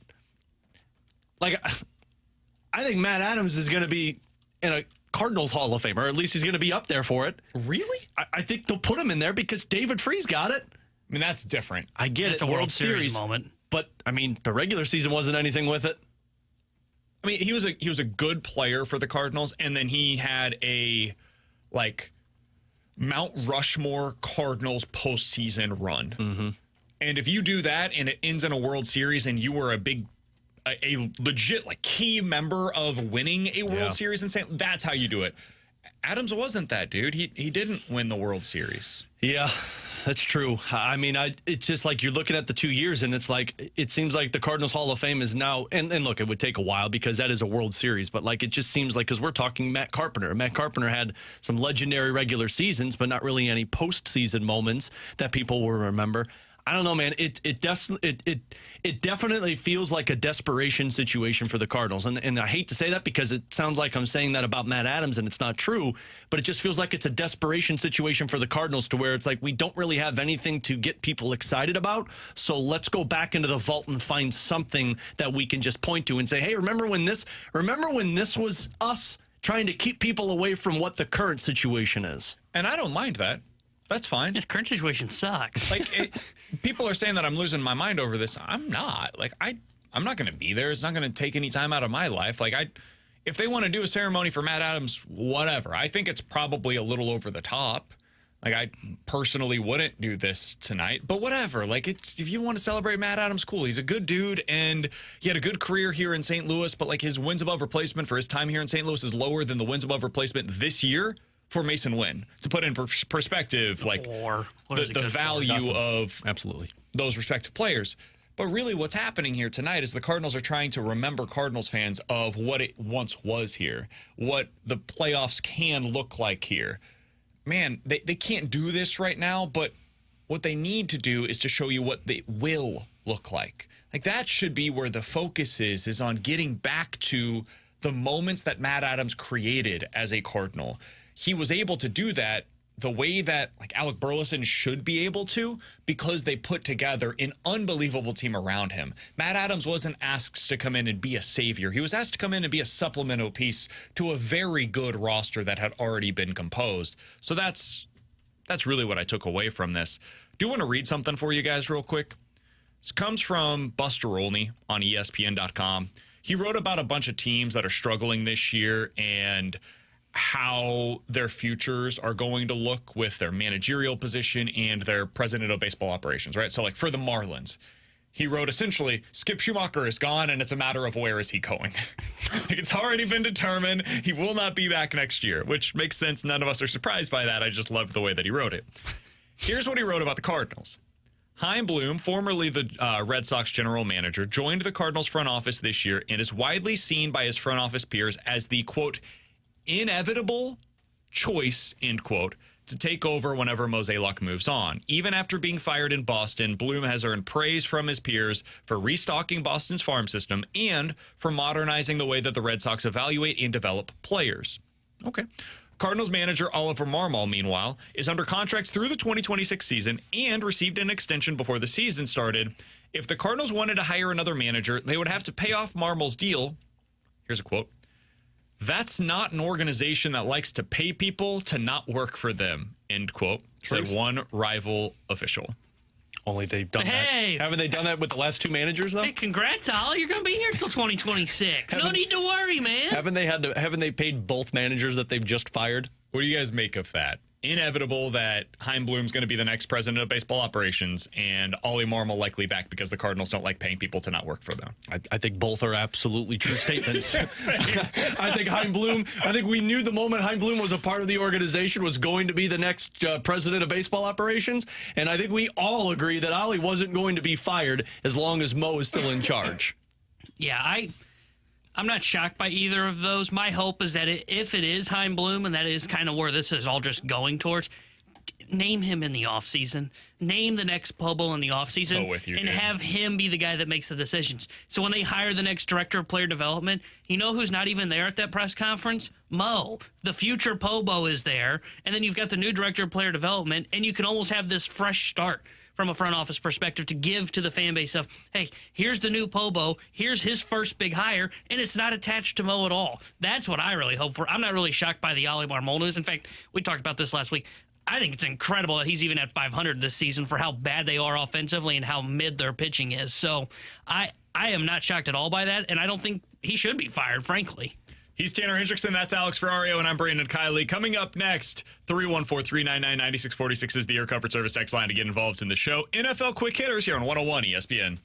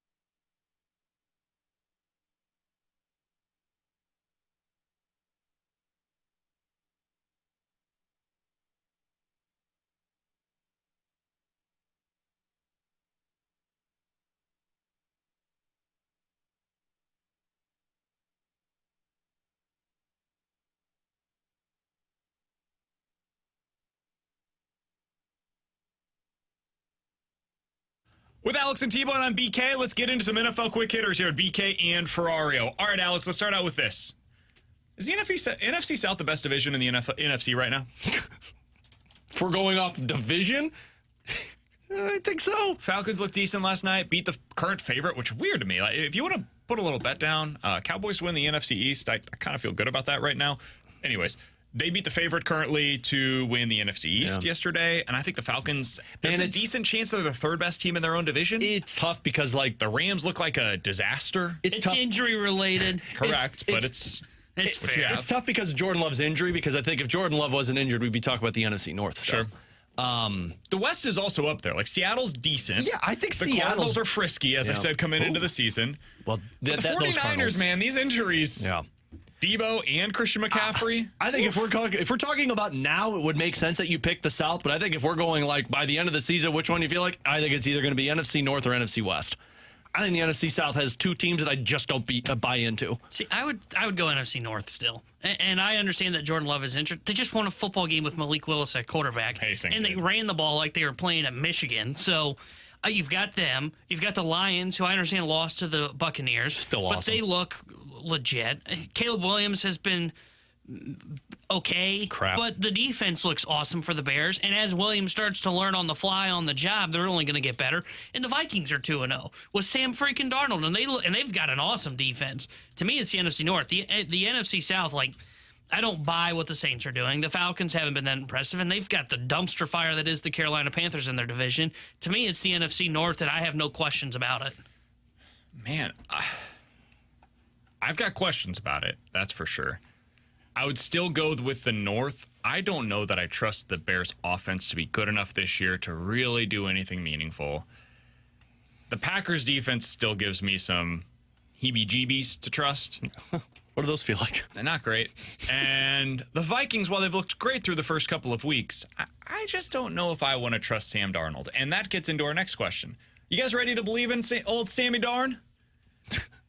He right now ranks third in the league in yards per attempt at 9.5 yards per pass attempt so far this season. He is top 6 in the NFL in quarterback rating at 112. If you look at more advanced nerdy numbers, EPA per pass, he's 14th, which is top half of the league. Alex, are you believing in Sammy Darnold with what we have seen from him so far this year for the Minnesota Vikings? No, I'm not. Okay. And I will not buy into it. If Minnesota continues to keep having success, I think we're going to be talking about how great their defense is and how they've fixed that. And we're going to be talking about the playmakers that are making Sam Darnold is not going to be this guy all season long. Can he be last year's Baker Mayfield? Baker last year finished with 28 touchdowns and 10 interceptions and threw for 4,000 yards for the Buccaneers on the route to an NFC playoff nod. And maybe I'm not giving enough credit to Sam Darnold, but I don't think so, because I witnessed Baker Mayfield in the postseason last year just will that team to have to pull out a victory. Like, he did it himself when you couldn't get any offense going. He was running the ball. He was taking sacks. I don't think Sam Darnold's that guy. I think Sam Darnold is reliant upon his offense to carry him. Feels a lot of Brock Purdy-er to me. Purdy-esque. Same thing. Purdy-esque. That was something. I got there. I'll say he can do it. I think you're seeing that he's been through the ringer. We saw him fail with the Jets. We saw him fail with the Panthers. He went to the Kyle Shanahan system, and it feels like he kind of learned while he was there, kind of backing up Brock Purdy. And he's got the weapons around him. He doesn't have to do anything special, just like Baker Mayfield doesn't have to do anything special. And I think with that cast, I think he can do what Baker Mayfield did. Now, will I ever take them in like a playoff game? Probably not. Like, I'll never favor them, and I don't think they can win a Super Bowl with him at quarterback. Can they be a playoff team, though? Can they be a 9-10 win team with Sam Darnold and get that kind of production? I think so. I think they can. And I said this yesterday. I think Kevin O'Connell's an underrated head coach. I'm trusting him to be a top 15 quarterback in the league. Oh, yeah, that'll bite you. That's it. That's all I'm asking for. I don't need him to be a top 10 guy, but can he be, for the Vikings, what last year we saw Baker Mayfield do? I think he can. You've got Justin Jefferson. You're eventually going to get your assorted weapons back as well. T.J. Hawkinson at some point this year. They've got a good running game. I think their head coach is fantastic, dude. I think he's really good. I think Kevin O'Connell's like top 6 to 7 coach in the league right now. So I think he's in a really good situation to succeed. I'm trusting him in that regard. Speaking of coaches, if you had to rank your top 3 coaching jobs that we've seen so far this year across the NFL, looking at teams, you're saying to yourself, man, I've been so impressed by what they've done. The reason I brought this up is because we talked about the Packers and what they were able to do this past week. Dude, Matt LaFleur, to me, what he did last week was one of the most impressive individual coaching jobs that I've seen from anybody in a really long time in this league. To win that game with barely throwing a forward pass, man, that is something you don't see very often. He's up there to me. I'm not willing to give Dennis Allen the credit, but Clint Kubiak, the offensive coordinator from the New Orleans Saints, has completely changed the way that they're playing right now. Yep. They've got all kinds of motion going on. They're getting Alvin Kamara the ball in space. They're getting Rashid Shaheed the ball on these deep crossers. I've been really impressed by them as well. So those would be 2 for me. Alex, do you have any that you want to throw into the mix? I mean, I guess you have to put Jonathan Gannon in this conversation for the Cardinals. Sure. I mean, if we're talking about the Arizona Cardinals right now, and their offense has just completely exploded, and I guess you could give it to the offensive coordinator as well, they would be on that list for me. How about Jimmy Harbs? You have up there. to take a defense that last year was fine. They've allowed 13 points. I know they played Carolina, so that's almost a fake one. Remember a couple of years ago, there was somebody that had a no-hitter against the Pirates, and I said that doesn't count. That's basically the equivalent of the Carolina Panthers this year when Bryce Young was their starter. But, man, they've allowed 13 points. That matters. I mean, the other one, and I know they haven't played anybody, but the way they've won the Pittsburgh Steelers, I think I put Tomlin up there as well. I know they haven't beaten anybody because it's been the Broncos and Falcons. Man. God. But I thought the Steelers would be 0-2, and they are 2-0 right now on the season and have only allowed 16 points. And they've only scored, I don't think they've surpassed 20 points yet. 31 points they've scored with Justin Fields. Yeah. Dude, they didn't score a touchdown in week 1. Yeah. And that was against Atlanta. Yeah. I would throw Brian Flores up there, the Vikings. I think that defense. Now, look, one of those games was against the Giants, so they did their job, but they made San Francisco look lost for most of that game. I would throw up Josh McDermott, or what's the name of the coach in Buffalo? McDermott. Okay, I was for some reason Sean McDermott. Their quarterback's name is Josh. Yeah, I blended them together. I think Sean McDermott's been excellent so far this year, and I agree. I think you've brought this up. He's an underrated head coach, and I mean we've seen the job that he's done through the first 2 games. I like the Jonathan Gannon one. I mean the Cardinals look really impressive so far this season. I don't know how good of a team they really are, but he'd be up there along with the Harbaugh brother in L.A. I mean the fact that the Chargers are 2-0. You just didn't want to say his name? You didn't? You weren't sure which one it was? I think it's Jimmy Boy. Yeah. Jim. Just say it, man. Just said the Harbaugh brother. Harbaugh. You knew who I was talking about. You Couldn't remember what his name was. Just casually call me out, BK. What a teammate. He does just the way you did it. It was one of those where it was like, I'm not going to allow myself. I've mixed him up too much before. I wasn't going to set myself up. This show's all about calling each other out. We do it all the time. Oh, and sometimes it goes over well, and other times around this point in the show, it goes over poorly. It's a matter of how you call the person out. Yeah. Tone. Tone is important. I'm shut down for the day. I get it, man. I get it. Hey, I won't begrudge you for it. With Alex and T-Bone, I'm BK. I will, though. Yeah, I so know. please don't do that. Coming up next, we might look back at that Boston College game as the day that we realized Mizzou actually upgraded a defensive coordinator. Sounds crazy. Might be true. We'll talk about it next year on 101 ESPN.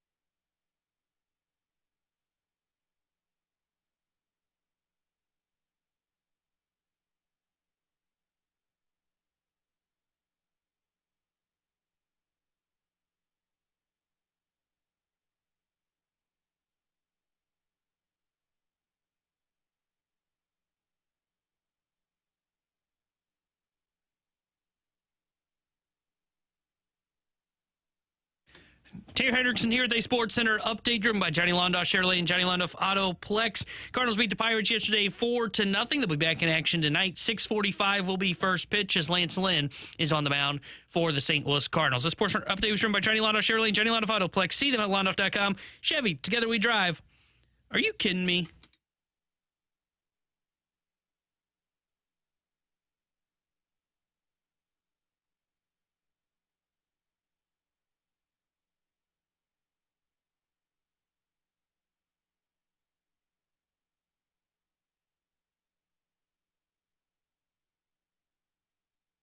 With Alex and T-Bone on BK, so Mizzou gets a win in week number 3 in the college football season. They do so against a team that was ranked in the top 25. But, Alex, it wasn't pretty. It wasn't the easiest game to win to come by. They went 27-21 at home against Boston College. One of my key takeaways from that game actually had nothing to do with Mizzou and everything to do with Boston College. I left that game feeling like Boston College is a pretty good team that I didn't give enough credit to going into it. Eli Drinkwitz was just talking to the media earlier today and said after watching the tape that he was really impressed by Boston College and by Bill O'Brien and said, quote, they were certainly a worthy opponent. I agree with him in that regard. I also think they're incredibly difficult to prepare for because they have a unique quarterback who's every bit as good with his legs as he is with his eyes or with his arm. And they have an offensive line that's really difficult to put any pressure on him with. So it makes it tough as a defense of deciding, okay, how do we attack this offense that has a weapon at quarterback and an offensive line that keeps them clean? And last year, Missouri's defensive coordinator was Blake Baker, who left for LSU. And Blake Baker was really good at his job. I want to make that abundantly clear at the beginning of this segment because it's not going to sound like I'm talking about that by the end of it. But I think Blake Baker's really good at his job, and he's excellent at creating blitz schemes. But Blake Baker only knows one button to push. It's like when you're playing Madden and you're going up against a buddy and you know, here comes a spin move, here comes a spin move, here comes a spin move. It's every time. Never goes juke. Like, it's just always the spin move, right? For Blake Baker, that move is to blitz. We're sending as much pressure as possible on basically every play and certainly every third down. And so as an offense, you can kind of prepare for that. Now it's going to get home. There are going to be negative plays because when you blitz, eventually you get the pressure that you're looking for. But there will be other plays where there are busts, and a guy like Thomas Castellanos, dude, that guy might turn that bust, as we saw this weekend, into a 70-yard touchdown. What I liked about the way that Mizzou's defensive coordinator, Corey Batoon, called that game is that they adjusted. Early on, they were trying to get pressure on Castellanos, and they realized our front four cannot get home. It's not working. We're trying to pressure with 4 because we don't want to have a situation where Castellanos can use his legs and squeak out and get one of those big runs, and we're not getting home. So what do? Well, we decided to start rushing 3 and drop one guy into a spy every single play, basically. So the 3 guys that we're pressuring, nobody get out of your lane, just kind of mush rush. Keep your spot, and then if he tries to bail from the pocket, you then go and try to tackle down the quarterback, right? It was a great adjustment. It worked. Outside of a couple of coverage breaks, the defense was excellent on Saturday against Boston College. I liked finding out that Missouri has a defensive coordinator that has other clubs in his bag, man. This is not just a guy that's going to drive the ball down the fairway. He can also putt pretty damn well. And that's going to come in handy later on the season where they go up against different styles of teams and they find different ways to attack defensively.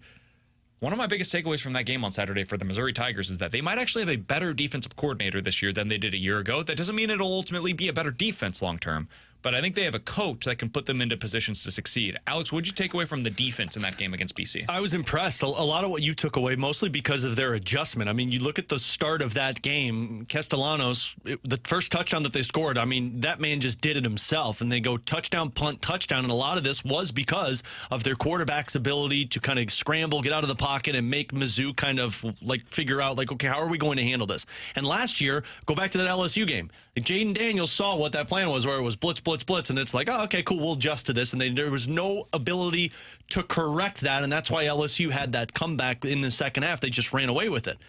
But then you go after that second touchdown that Boston College scored, you're going interception, punt, punt, punt, interception. And then they got that last touchdown kind of chump change at the end of the game. I was impressed by that adjustment because they saw, Boston College did, a weakness in Mizzou's defensive scheme, and they said, cool, let's exploit this. And that's what gave them that advantage. But then Mizzou kind of took the step back, and they were like, all right, let's adjust a little bit on the fly here. And Castellanos was not a factor the rest of that game. So, again, I understand it's Boston College, and when you're going up against Alabama, probably not going to be as easy as that. But you can learn some things, though, because Jalen Milroe, some similar types of pressure might actually work against him. But what I saw them do was a team that was finding their hole and saying, okay, let's exploit that. And Mizzou said, nope, and they closed it up in a matter of a quarter. That doesn't happen very often. Teams kind of stick to what they think gets them there. That's the part for Mizzou is where it was like, hey, we realize that this is an area of weakness and let's fix it. Yeah, I'm not going to go as far as to say yet that they have a better defensive coordinator than Blake Baker, just because I saw how elite that defense was last year. Now, they did have the game against Jane Daniels. That is a negative on his resume. But, I still think it's a little early because, again, I'm just not high on the Boston College team. But I do like the fact that they were able to adjust at halftime. They're able to suddenly shut down that Boston College offense, make those adjustments to contain the quarterback in the pocket. And you're right, BK. It could be something where it leads to, hey, Jalen Milroe plays a little bit like that. How do we deal with him? Vanderbilt, though it is Vanderbilt, their quarterback's a running quarterback. How does the Missouri defense handle him a little bit as well? So I think when we get to SEC play, you see them go against A&M, Oklahoma, Alabama. That will be ultimately the determining factor. But I do like what we're seeing because I thought this defense was going to take a significant step back, not just because of Blake Baker, but because of the pieces they had lost. They haven't lost a step back from last year. In fact, I think there's a chance you can argue they're a better defense. All right, so Missouri is one of the teams that is currently in the SEC that is hopeful to make a college football playoff this year. There are 12 spots. There are 5 that automatically get in by either winning their conference or the group of 5 team that is the highest ranked. So those 5 spots are accounted for. One of them will come out of the SEC. Alex, right now, as of today, 6 other spots would be coming, or 5 other spots rather, would be coming from the SEC because 6 of the top 7 teams in the country, as ranked by the AP poll, That makes sense. reside in the SEC. Texas at 1, Georgia 2, Alabama 4, Ole Miss 5, Tennessee 6, Missouri is 7. How many of those teams do you think can realistically get in? Like, what's the maximum number of SEC teams, in your guys' opinion, that can get to the college football playoff this season? I mean, mine would be 5 because I think when you're talking about the best teams, now I understand they're going to probably beat up on each other, but even so, if an SEC team's losing to another SEC team, that's still a lot more powerful than what some of these other have to offer. I look at it as Georgia, Alabama, Missouri, Texas, and then I think Texas A&M is probably that 5th team. I'm going 4 is what I think they can get to. I think because they are in the SEC, and I understand what you're saying about them beating up on each other, I do think that's going to come back to hurt somebody. I don't know who that is yet. It's probably more in the tier of Missouri, Tennessee, Ole Miss, one of those 3 teams. Alabama, I'd throw them into that category as well. I think the only 2 teams that I can currently lock in is Georgia and Texas. Those other 3, 4 that I just mentioned there, I think you're going to see 1 or 2 of them kind of fall off. So I think the number's ultimately going to end up being 4 for the SEC. So, as I look through some of these schedules, let's assume that these teams all take care of business against the weaker opponents on their schedule, right? So, big games for these respective teams. Texas has Oklahoma, Georgia, and Texas A&M. Let's say that they end up beating Oklahoma and Texas A&M, but they lose that game against Georgia. They've got 1 loss. Georgia ends up beating Texas, beating Alabama, but losing at Ole Miss and beating Tennessee. They've got 1 loss. Bama ends up losing to Georgia. Let's say they beat Tennessee, beat Missouri, beat LSU, and obviously they beat Oklahoma. That's 1 loss for them. What do you mean? Dude, Obviously. Oklahoma is on every one of these schedules. It's unbelievable. So what you're saying is Oklahoma's not going to make it? Ole Miss beats LSU, beats Oklahoma, as we talked about. Jesus, Oklahoma. Or Oklahoma. Dude, it's brutal. They play everybody this year. Welcome. It's unbelievable. And they beat Georgia as well. They finished with 0 losses in this scenario. Texas, you've guessed it. Oklahoma. Beat Oklahoma. Yikes. It's unreal, man. They end up losing to Alabama, and they end up losing to Georgia as well. So they've got 2 losses. And then Mizzou beats A&M. I had them losing to Alabama. And, of course, Beats Oklahoma. Beating Oklahoma. Oklahoma's going to get 6 wins. They've That's got one loss. Yeah, they've got 6 top 25 teams. They're going to get 6 wins. That's it. Texas, Georgia, Bama, Mizzou all have 1 loss in this scenario. Ole Miss has 0 losses. Tennessee has 2 losses in this scenario. Yeah. Who you keep? I guess Tennessee is kept out by the fact that they lost to Alabama and Georgia. Missouri gets out, too, because they lost to Alabama. Like, those other teams all have to get in, right? That's 5 SEC teams, dude. I think it's very realistic that the SEC will get 5 teams into the college football playoff this season. 6 has an outside chance, but I think it's going to be too hard to be able to get that many in because eventually, like, somebody from the Big Ten is going to emerge this year. Somebody from the ACC might emerge this season. The Big 12 is going to have a team or 2 that ends up surprising you. Like, I think somebody else will get in there, but dude, 5 teams, very realistic for the SEC, but it would require one of those teams that I just mentioned probably losing a couple of games to the others, like Tennessee falling back to the pack or Ole Miss falling back to the back. And it requires Oklahoma to just suck. Because Oklahoma's on everybody's schedule. I've watched Oklahoma. They do suck. Every upset that Oklahoma pulls off this year probably, if not eliminates, it lessens the chance of one of those teams that I just mentioned getting into the college football playoff. They're the team that has every opportunity to pull off some upsets this season. This is why we needed 12 playoff teams, T-Bone. None Imagine of this how 14 awesome crap. this would be if it was only 4 teams. No, we got to hear everybody whine about how Now their team the deserves to conference be would in. The reason that I really like it is because crazy. we're going to get the best teams in this year. Yeah. Like, we're for sure going to get the best teams in, and then we'll find out on one football field on any given day who ends up winning the national championship based upon That's those. what college football's all about, T-Bone. Also, this is a year where we don't have a clear and defined, like, top 4. I would agree with. I think we have a top 3. And then it's just like, good luck finding who you think is that 4th best team. I don't How know. awesome would it be for like 15 teams competing for 1 spot? Or 15 teams That's competing what I call for a battle of 9 attrition. spots. That's That what I'm is talking so about. That's what you want. And really, it's like 20 teams. Like Illinois, you're alive. No, they're not. No, come on, man. Northern Illinois, very much alive right now. They got a big game this week, dude. Yeah. College game day. Why are we not there? Yeah. Nebraska, back into this thing, dude. The Huskers. They're interesting. Northern Illinois versus Buffalo. That's not a big. I thought they had That's a- Toledo. They got that's a- Toledo coming up. That's a which is the big slobber game. knocker. A game day should be there. Never mind. I changed my answer. Toledo plays against them coming up in October. Oh. This weekend, Toledo has Western Kentucky on the road. Another slobber knocker. Man, college game day, the choices that are out there. Lots of good games in college football this weekend. All right, he's Alex's T-Bone on BK. Coming up in about 15 minutes or so, we're going to get to our friend Jeremy Rutherford. But coming up next, Alex asked an interesting question. We were talking about this off air. If you had to look back at actors over the last 30 years, or actresses, best catalog, not necessarily the best actor. Our executive producer, Mike Ryder, came in here. Daniel Day-Lewis, guys. Get You're the forgetting hell about outta Daniel here. Day-Lewis. Yeah, no, he's a fantastic actor. Totally agree. And also, Not checking out his films. I'm not like he doesn't have a lot of rewatchable films necessarily. Who are the guys or gals that have the best catalogs over the last 30 years? Talk about that coming up next in the Juncture here on 101 ESPN.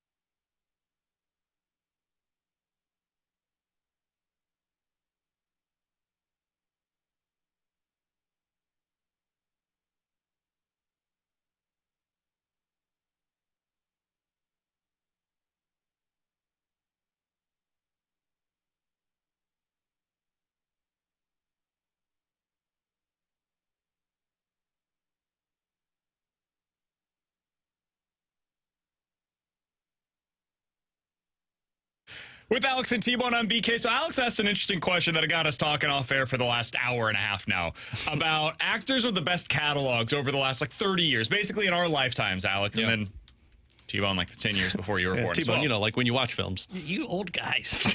When you think about the actor or actress with the best catalog, I'm not saying the best actor, but Daniel Day-Lewis. actor or actress that is in the greatest quantity of good movies that you can go back on and rewatch over the last 30 years. Yep. I felt like it was easy to come up with my first answer to this, and I think it's very clearly Tom Hanks. Agreed. I think he is the guy that you can go back on. Dude, you could pull, for a 20-year stretch, any of his movies and be like, yeah, that's a good movie. Good movie, super rewatchable. And you can go back, and me and my wife did this recently, and you're just going to have a good time watching them. Like Castaway, early on in his career. What a great film. Weird movie, Forrest good movie. Gump. You just keep on going. It's banger after banger after banger. The dude was in so many freaking fantastic films. Yep. For me, he would be, if we were doing a draft right now, best actors with the biggest catalog over the last 30 years, he would be the guy for me. Yeah. And so I had to amend my list because the guy that was number one on mine was a lot of his big ones are in the 80s, and then it came to the 90s. Because for me, Sylvester Stallone was number one. He's goated. What do you mean? I'm sorry, man. It has one of the Having best him in the series same- of films ever. That one series. Not one series. Rambo is another one up there. Okay. You've got Are we Rambo putting that in the same and category as what Rocky. we're talking about here? What are you talking about? I go back and watch those films on a regular basis. Rambo, Rocky, no matter what. But then you've got Eraser, you've got Cliffhanger, and then he just carries the series over even longer into Creed. Yeah, listen. That man is phenomenal. I like him a lot. He's not he wouldn't be in my top 15. Oh my for God, this you category. guys are just dumb. I'm Or going what you Tom are. Cruise. If That- we're going action, that action is film- terrible. No, I think that you're underestimating his because- catalog. Just man. because he's a great runner, okay? Yeah, just because you like watching You him look- topless in a BK volleyball court doesn't mean he deserves to be here. BK All right. definitely emulates the Tom Cruise Tom- run in the final half mile of his run. But because Sylvester I read a Stallone, story once that was called "Is Tom Cruise Actually Fast?" It was great. because Sylvester Stallone has to come out of this because we're doing the 30 years and not in the 80s, Tom Hanks is on that one because he was the last man off for me. He's the GOAT. If you're looking at the best there's- catalogs from the last 30 years, he's the guy you have to go to as so number many one. goats, though. But I think you're underestimating Tom Cruise's catalog. Tom Cruise is terrible. What? Terrible. I mean, he might be a bad dude, but in terms of no. his movie catalog, Terrible films. Outsiders, Risky Business, Top Gun, Color of Money. Seen a lot of Tom Cruise Rain films with no Man. shirts on. Yeah, Few Good Men, The Firm, Mission Impossible, Jerry Maguire, and then 15 other Mission Impossible films. Dude, Tropic Thunder. There's a lot of good movies here over a 20-year stretch that I think you're missing because of your hatred, and I think unjust hatred of Tom Hatred. I Cruise. just think he's got the same film over and over. I don't deny it. Jerry Maguire, Rain Man, phenomenal films. Dude, his Outsiders, mid-90s movies were fantastic. phenomenal. But then you get into the Mission Impossible and you just start milking that He's an over and action over star. and What do you over. want from him? Yeah, he's not an action star though. He's terrible. Okay, he's out on this one. Meanwhile, your guy, Sylvester Stallone is still doing action films. What are you talking about? He's doing the same one. at least Rocky's coming up with different ones. Rambo, Expendables, and Rocky. This guy's just like Mission Impossible 47. Tom Cruise is the ultimate now hits and CD Top Gun album. that just came out. It's the same thing. You're arguing against the same thing that you were just arguing Look, for. Tom Cruise does not deserve I mean, to I be think on you're this both list. wrong, but yes, you're T-Bone- arguing against yourself. T-Bone, you can't come in bringing Chris Hemsworth if because we he's took- Thor. I would not do Hemsworth, Chris by the way, Hemsworth. underrated catalog. I would not have him. No, he's near not the in this top category, 10. but he's He's not top 15, as BK would Black say. Cat, by the way, good movie by Hemsworth. Two others. Weird one. I didn't expect him to be a hacker, but it worked out for him. What? Two others that Good movie. immediately on this list for me. I rattled them off. Okay. Samuel L. Jackson and Denzel Washington. I think those two have to be on the list. Those two, I don't care what film it's been in, you walk away from it going, damn, that was a great film. Those two were immediately on this list for me. All right. Well, those were bad list. What? Let's hear Who did you have yours. on your list? I'd have Tom Hanks as one. Okay. I think DiCaprio's got to be a 2 for me. He's Leo's got a an good one. incredible list. I think Matt Damon's up there for just a list of movies. Again, if we're going acting, I think it's different. His I think catalog Damon's of a good movies. actor. I think he's a he is good too. actor. I I don't think know his if he'd be movies- top 4 if I were doing I think his actors. movies keep me out of it. And then I'm trying to decide. I'm tied between two guys. It's either Christian Bale or honestly Brad Pitt's got a really good selection. Hell yeah, he does. A So great one. I think I would actually give the edge to Brad Pitt in my top 4. My fourth So would my be top 4 would be Hanks, DiCaprio, Matt Damon, and Brad Pitt. You don't. You thought Matt Damon, his catalog? I like Matt Damon. He doesn't have a lot of films that I'm like, oh, damn, let's go back and watch that one. Ford versus Ferrari, a dad classic. That did nothing for you as a recent one? Bourne The Martian trilogy. Bourne? Martian, no. Bournes were good, The but Departed? Bourne's kind of like we're Mission Impossible. The Departed? Yeah. All-time great. Yeah, one Departed was good. of my favorite movies of all time. Saving Private Ryan. That's, I mean, he's not. He's got he's- some dad classics in here. And honestly, one of his underrated ones, Elysium. I don't know if you've seen that one. That one's a sci-fi movie. It was pretty good. I'm not big sci-fi. That's probably why. It was good. That'll do it for you. Yeah. And then Takes early out a on in lot. his career, like all the stuff that he did, Good Will Hunting. I don't know. I disagree with you. I think he has a pretty damn good catalog as well. You know who I like in this regard? I'm also I'm a honk for Jake Gyllenhaal. I think Jake Gyllenhaal has a really good catalog. Yeah. Jake Gyllenhaal, the man that started off in Bubble Boy. He's a weirdo. Like yeah. you go back, Zodiac is one of those like super rewatchable movie for me. Bradley Cooper is another guy that I think has more rewatchable movies than you probably would have expected at first blush. But I think Tom Hanks, Denzel, and then I would go Tom Cruise and Samuel L. Jackson. Those would probably be my 4. Tom Hanks, because I couldn't have Sylvester Stallone. Denzel, Samuel L. Jackson, and Robert Downey Jr. Robert Downey Jr. Hell yes. He said Late like edition. 2 movies. You get the early portion of Robert Downey Jr., which was The Criminal, and then the post-Robert Downey Jr., which was just a badass. So, like, you show me which one. But, like he said, like, going back, you mentioned Zodiac with Gyllenhaal, Robert Downey Jr. in that one. What was the other one? He was in Gothica with Halle Berry. Another really good one. Weird movie, good movie. U.S. Marshals with Tommy Lee Jones. Awesome film. Then he was in of course, all of the Marvel. He, like, started the Marvel universe. But then he did the Sherlock Holmes, and then a movie that I've watched so many times, The Judge. And then you got Oppenheimer. Like, he has touched on everything. See, the only thing I would give it, like those other 2 that you mentioned before, Oppenheimer. And he's got comedies. Tropic Thunder, Due Date, I forgot he was in Tropic Thunder. everything, man. Oh, and he had one of the best characters in Tropic Thunder. Are you Somebody kidding said me? we don't have enough comedians in this. If I'm going comedians, Adam Sandler would be my choice. I almost feel like they have to have their Yeah, own I think you category. have to have like a comedy Mount Rushmore, because comedy and like films that you're going back, like you're Were you watching Adam a different. Sandler or Will Ferrell guy? So I feel like those were the two of like our I would childhood. both. T-Bone, I don't know. Which I would be both, to be honest with you, because like I didn't give you that choice. I hated Big Daddy, so see, like Adam Sandler, it's like You missed it. It Yeah. must have missed you. I Adam don't know why. Sandler, it was like the big 4, but Will Ferrell was like every single one he churned out was great. Like Adam Sandler, it was you had Happy Gilmore, Billy Madison, Big Daddy, and then what was the 4th one? Why am I blanking on it? Thank you, Little Nicky. Like those 4 was like, oh, okay. Waterboy. Oh, yeah, Waterboy. Okay, so you got 5. But then Will Ferrell was like, you started out right after Saturday Night Live with Old School, and then he just kept building from there. I feel like eventually Adam Sandler just wanted to take vacations with his friends, and that became his movies. And he turned it into a Every movie was multi-billion-dollar. we're going to Hawaii for a month Yeah. to shoot with my buddies, and it's going to be the same cast in every movie, and it's going to be some like slight variation of the same film that you've already seen 4 times. And then he did that for like 8 years. Yeah. And then he eventually was like, okay, I want to act again. It's hard to pick one. It's hard to pick one of them, though, because like one intertwines with the other, and they just kind of like keep leading you into happiness. Yeah, Waterboy, Longest Yard, Grown Ups, Longest Yard Wedding was Singer. incredible. I I think wasn't a big fan of Wedding Singer. A lot of wasn't people either. like it. Wasn't for me. I was like, okay. My wife loves Wedding Singer, but it Yeah. just doesn't do a whole lot for me. T-Bone, you probably never seen that either? no, never Coming even up heard of next, it. Jeremy All those Rutherford, just Blues laugh. Insider for The Athletic here on 101 ESPN. You ain't first, you're last.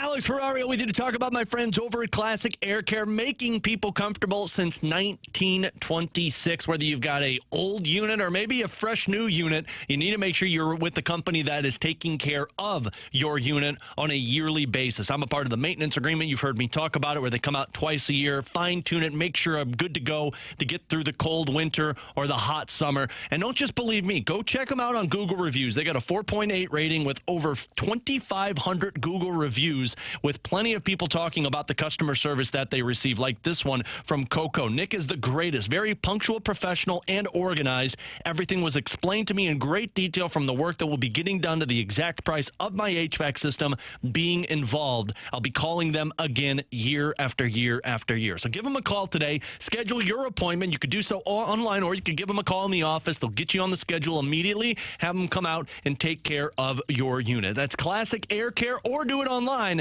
classicaircare.com.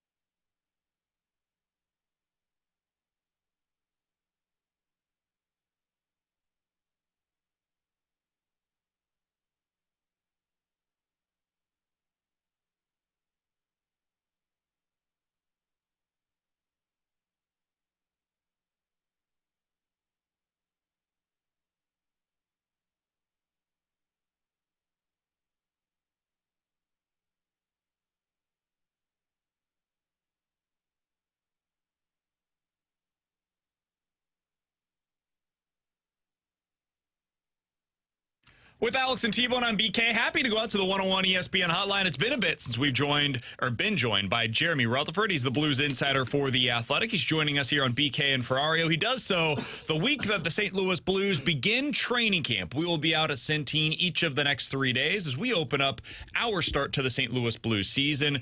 JR was also able to cover over the weekend the Blues prospect camp. They had the prospect showcase on Friday and Sunday night. He joins us now on BK and Ferrario. JR, appreciate the time as always, man. As you look back at the 2 games that the Blues were able to play, some of the practices that they got last week, was there any one individual prospect that, in your opinion, appeared to be the most NHL ready to you?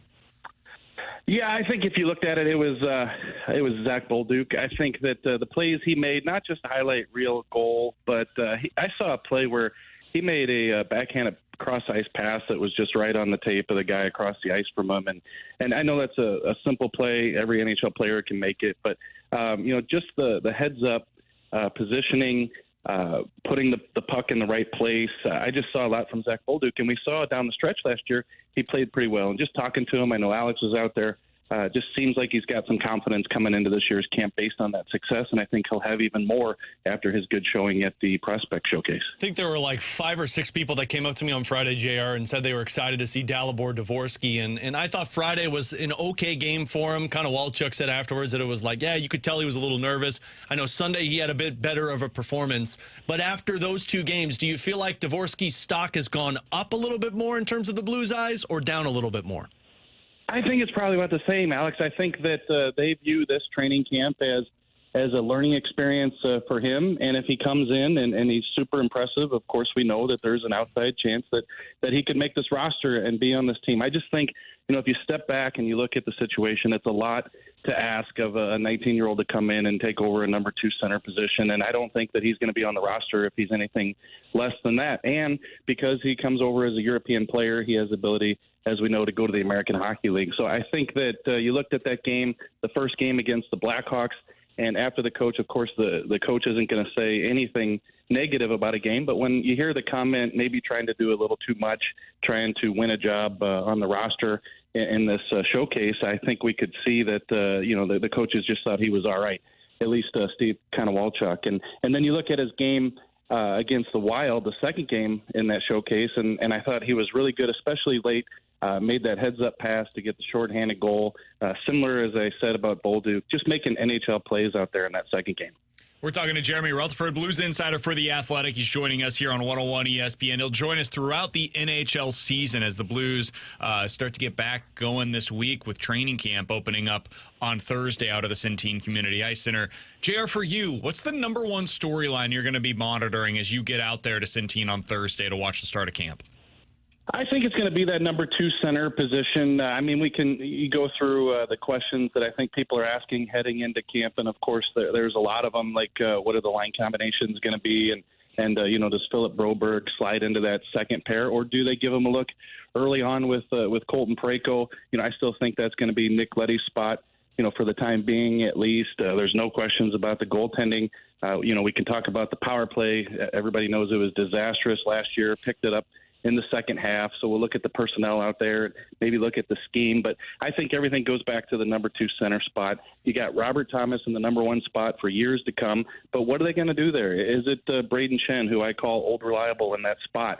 Is it going to be Pavel Buchnevich, who I think they probably will start out there at center, or will it be Dalibor Dvorsky? And touching on what we just said a minute ago, I think that he's just going to have to be overly impressive, which is going to be tough for him to show in this camp. So, I think if you pick one of those guys, which they're going to do eventually at the end of camp, that's going to create a little bit of a chain reaction as to what the rest of your lines look like. So I do think that that's a pivotal decision who they go with at that number 2 center. That'll determine a lot in terms of who's around them. JR, how beneficial is it that this entire offseason, I feel like we haven't heard Blues fans even really mention Jordan Kyrou's name, to where last year, all offseason, it was either trade Jordan Kyrou or Jordan Kyrou has to do this if this team wants to be successful. Sure seems like people aren't talking about that as much anymore. Yeah, it's a good observation. I did a couple mailbags, part 1 and part 2, a couple weeks ago, and I think I only got one question about Jordan Kyrou in terms of 100 questions that I received. And, actually the question was, I'll tell you what it was, I didn't have a chance to use it in the mailbag that published, but it was, is this going to be a breakout season for Jordan Kyrou? And I just felt like, there's lots of other things that you talk about with Jordan Kyrou. I think we've seen, in terms of breakout, what type of player he can be in this league. The question is going to keep coming back to, can he do it on a consistent basis? And, you guys were talking earlier about needing to shoot more earlier in the season last year. We didn't necessarily see that. I think when we did see it, he was snake bitten a little bit, if I remember correctly, several posts early on where maybe he gets off to a better start if those go in. I just think it's going to be the consistency, bringing it every night, and perhaps he's at an age and a level now, maturity level, that he's equipped to be able to do that. But as we say, going into every year, it's going to be up to him to show everybody that. So I do think there's probably a little less attention, questions about Kyrou going into this season, probably because there's been so much buildup the past couple of years. People know that you got to get 10, 20, 25 games in before we can see where he's headed. JR, I feel like we also have not talked a lot about Braden Shen. And we talk so much about that second line center position. And really, if Braden Shin just had a Braden Shin-like year last year, we probably wouldn't be talking about it. We'd probably just say, hey, Braden Shin's the guy that can be that second line center for you.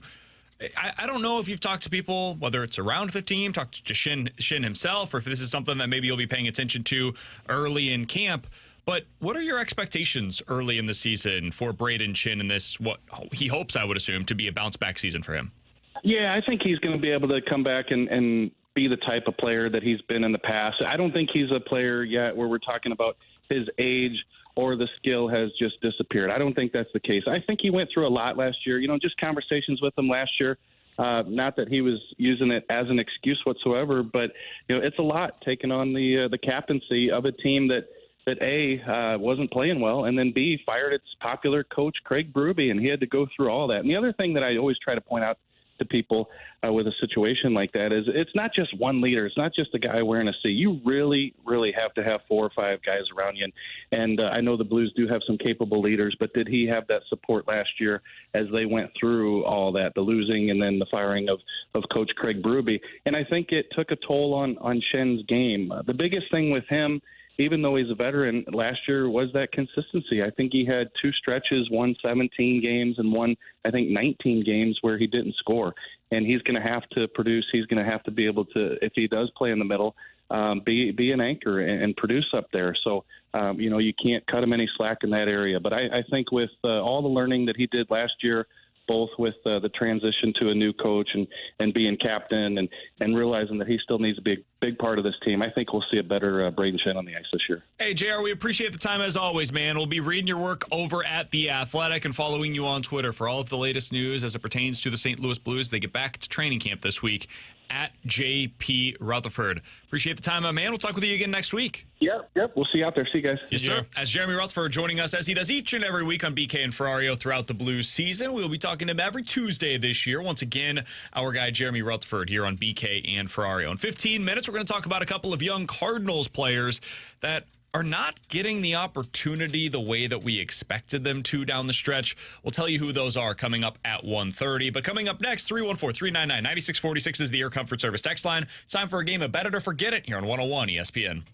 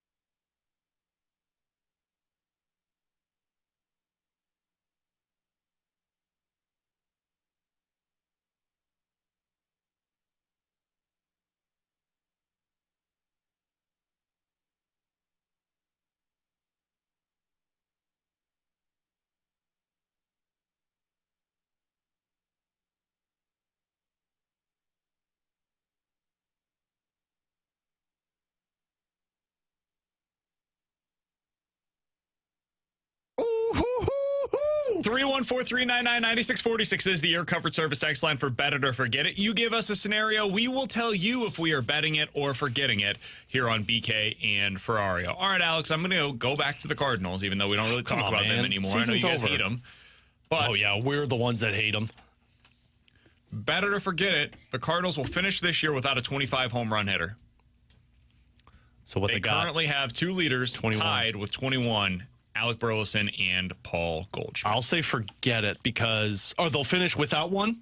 I'll say bet it because I think Burleson's cooled off to the point I don't think he get there, and I don't believe Goldschmidt gets 25. Yeah, I'll bet it. I don't think Paul Goldschmidt or Alec Burleson will hit 4 home runs in their final 12 games. So I will bet this. I don't think they're going to have a 25 home run hitter. This is why he says that we hate the Cardinals. I'm betting it as well, and this tells you everything you need to know about their 2024 season. Like, if you knew zero other stats about what happened this year, if I simply told you the Cardinals will finish this year and they will have 25 home run hitters, how do you feel like they did this year?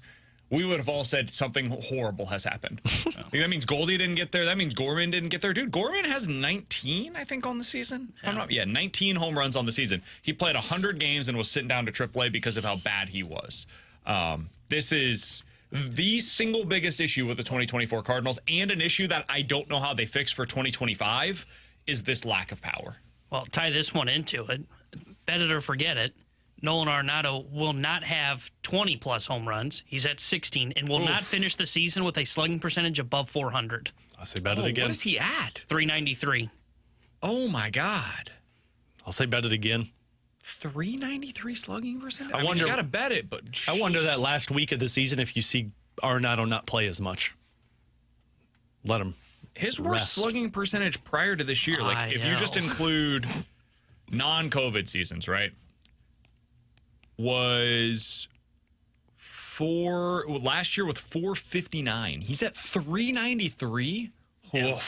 Yeah, listen to the players ahead of him. If I told you at the start of the season these guys would have a higher slugging percentage than Nolan Arenado this year, you would have either assumed he got hurt and missed a big chunk of the season, or B, would have said I was on something.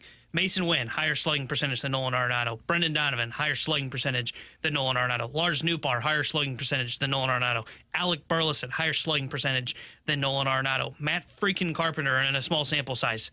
Oh, no, not a higher slugging percentage. Sorry. I read his wrong. He even said the freaking part with Matt Carpenter. Not freaking there. Around Major League Baseball, if you guys want a few other players that have a better slugging percentage than Nolan Arenado, I'll just give you a few. Randy Arozarena, Andrew Benintendi, who's been an absolute disaster. He's gotten hot lately. Also loves the Jeremy Blues. Pena, another guy that has a higher slugging percentage than Nolan Arenado. Isaac Paredes, who was given up on by the Cubs, right? He was the one that went over to the got Rays. to the Cubs. Went over to the Cubs. I get those The wrong. Rays gave up on him. Yeah. It has not been great. CJ Abrams is another guy. Corbin Carroll, who quiet quit for half of the season. Stephen Kwan, who's a contact hitter. Why do you say it so negatively when you say, oh, he's a contact hitter? Not great, man. Stephen Logan Kwan O'Hoppe. was like a 400 guy for a while. Yeah. Doesn't have for power, though. Yeah. Except for this year. Well, we got a lot of those Slap guys. like Luis Should By try the Arraez. way, he's Stephen batting Kwan. 290 now. I know. Stephen Kwan's been terrible in the His second half has been It bad. goes quick, doesn't it? All right, Alex, what do you Guys, got for bet us? it or forget it. Justin Falk finishes the season with 45 or more points. And for sake of conversation, he's only done that 3 times, 49, 47, and 50. I think really what we're asking here is, does he quarterback the power play unit? Because I think if he that's a guarantee. And if he does, I think he'll get there. Because it's almost hard not to. Somebody has to put up points on the power play. And if you're the quarterback of this power play and it's at least average this year, which I think it has a chance to be, he should get up to 40 plus. So I'll say bet it, even though it's high number. The year that he scored 50 2 years ago with the Blues, he played about 200 minutes on the power play. I'm going to forget it. I don't think he'll get there. I'm not confident in the Falk bounce back season that everybody else is. I've not been impressed with Justin Falk in his time in St. Louis. I think the odds tell me he's not going to have a bounce back year, so I'm going to say forget it. And I'm not saying this because you said it, because I wonder if a lot of people feel that way. Do people forget what he did like those back-to-back years prior to last season? I mean, he put up 97 points and scored a total of 27 goals in those 2 seasons. Like, he was actually pretty good for them. And the reason I brought this up is because I heard the morning show talking about it this morning. I think Randy was the one that said, like, if both players come back the same, is Matt Kessel your second best right-handed defenseman? And if they're the same, there was a point in time last year where that was objectively true. yeah, because Kessel and Krug were working and Falk and Krug were not working. But I'm going to bet this one because I'm wondering if you're going to get the power play time and if you play him with Philip Broberg, who's a little bit more of a competent defensive-minded player, and he's big, that allows Falk to play more offense because what he hasn't been able to do is play in the offensive side because Torrey Krug's been your pairing mate, and that guy's offensively. So I'm betting this one. I think he finishes north of it. By the way, just go back to T-Bones, or to my question about the 25 home runs. The last time was that the Cardinals had 0 25 home run hitters. I think I read this earlier. It was Johnny Peralta. The last time that they did not have a 25 home run hitter. Yeah, I thought it was the year that Johnny Peralta was with them. I want to say like 2013 or 2015 team would have done it. Alex is right. It's 2014. But before Peralta that, had 21. 2013 also lacked a 25 home run hitter. So, And the after pitching all was of I remember this, Matt Adams was up there like And the 20 pitching was homers. elite then. bring it full circle. The Cardinals did indeed recreate the 2013 offense, guys. Yeah. They just forgot the good parts of it. They got all the bad, none of the good. Wait, hold on. There is Never no mind. No, victory wait. lap on this. You Wait. just applauded that. I know. Then I thought about it more. He There is couldn't no- be more wrong. That team could hit with runners in scoring position. There is no victory lap on that. No 25 home run hitters. That A lot part's of true. guys that were just, kind of there. There will That be. team was awesome with runners in scoring position, though. This team And their like beat pitching down was their great. leg. There will be zero victory Yeah. lap there. No, and I take back my applause. Yeah. Boy, They at first had- I was like, yeah, okay, and then I thought about it. No. So It's a crap take, just to BK. kind of continue this comparison of the Cardinals in 2024 versus Do the we Cardinals have in to? 2013. Come on, man. There's a lot of positives going on. Back then it worked. Of the Cardinals' primary hitters, how many of them do you think currently have at least a 340 on base percentage? Oh. One. I'm going to go, yeah, I'll say, no, it's a BK game 0. It's one. It's Wilson Contreras. Come on, man. He never goes zero. Oh, well, he's hurt. I didn't think of him. Yeah, so if you eliminate him, then 0. But See? of the guys that got the majority of the playing time, it's 1. In 2013, they had 6. For context. Who did it And they in didn't 20 have a DH in 2013 either. So Yeah, who did it in 2013? It would have been Yachty, Yeah, okay. Alan Craig, Matt Carpenter was a 390 on base percentage. By the way, Alan Craig 375 and Yachty 360. He hit 320 that year. David Freese at 340, Matt Holliday at 390, and John Jay at 350. Man. The Cardinals' best on base guy Tried to this take year a victory lap on that comp. Unbelievable. is Wilson Contreras at 380. But after him, it is Brendan Donovan at 335. I was going to say, Donovan was the name that I thought of, Yeah. but I didn't think he would be that high, and I thought of Wynn, but I know he doesn't draw walks, so I didn't think he'd be up there either. It is not great, man. All right, All right, 314-399-9646 is the Air Comfort Service text line for Bet It or Forget It. We'll get to a couple of these from the text line. Bet it or forget it, Alex. Zach Bolduc will be a top 6 player in the lineup to begin the season. Forget it. For the AHL team. Yeah. Not for the NHL team. I'm guessing the question wasn't around the Thunderbirds, so I'll forget it. You're not a big fan of the Thunderbirds? Agreed. Let's sweep it. I'm just assuming that's That what the sounded Thunderbirds. like an AHL bird. Just assuming that's what it sounded like. That hurt my throat too, man. I got some phlegm build up. Sounded No, more like a because it's- pterodactyl. Like, you got to imagine like thunder. Luca's doing that lately.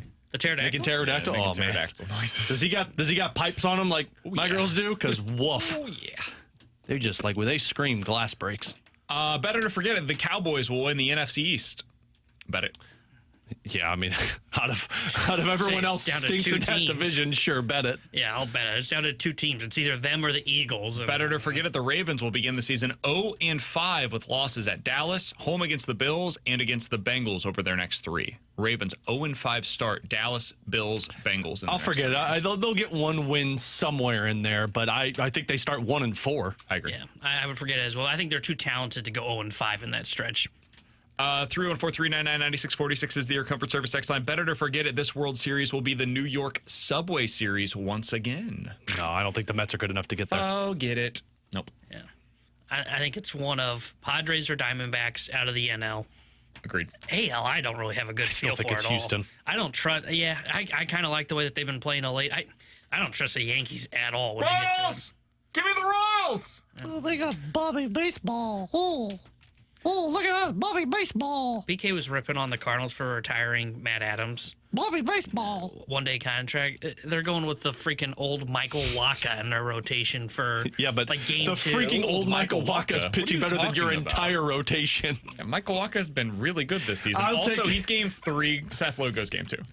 Who's game? Oh, Reagan's. I forgot about Reagan's. Yeah, Reagan's, Lugo, Waka, but don't and then forget about Singer. Bobby Baseball. Singer actually might end up getting that over him. We'll see what happens there, but you can use the other guy out of the bullpen. That's a good rotation, man. Don't be talking I trash don't about trust my their Royals offense. rotation. Bobby No, Baseball. neither do I. You didn't say anything about the offense.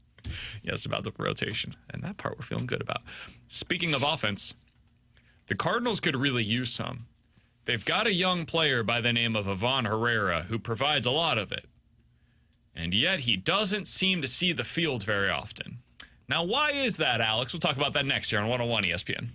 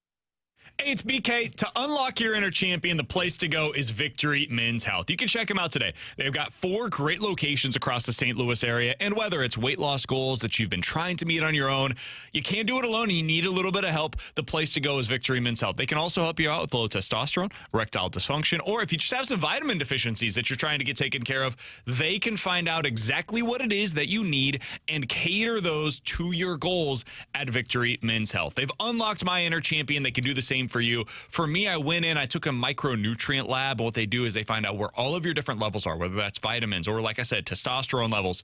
And they present it all to you and say, okay, this is where we think you're at. This is what our plan would be for you to best optimize what your current situation is. And you can then decide what the best thing is for you to be able to move forward. I did that. They helped me out. I have more energy day to day. I get more out of my runs as well. I'm a runner. I've got a half marathon coming up in a couple of weeks. It's really helped out for my training with a little one running around the house. So you can unlock your inner champion as well. It's Victory Men's Health and victorymenshealth.com.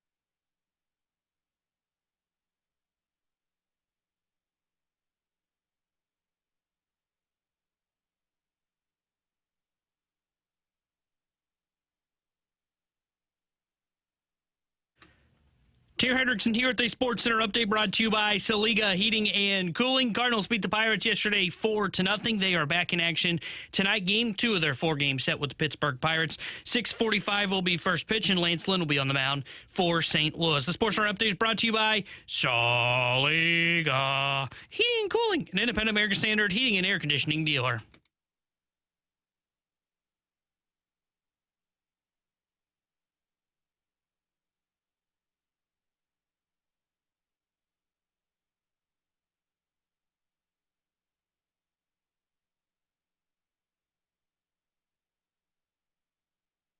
Alex, Ivan Herrera is a good hitter. Just flat out good hitter. At every level he's ever been at, he has found a way to hit. And this year, since his return up to the big league level, he is once again doing exactly that. In the second half of the season, Ivan Herrera's hitting .285. He's got a .390 on-base percentage and a .400 slugging percentage. That's good for 25% above league average offensively. Here's the problem, Alex. I think I know what the problem is. He's not getting reps. In the Cardinals' last 13 games, he has 4 starts. 4 out of the last 13 games, Ivan Herrera has been behind the plate for.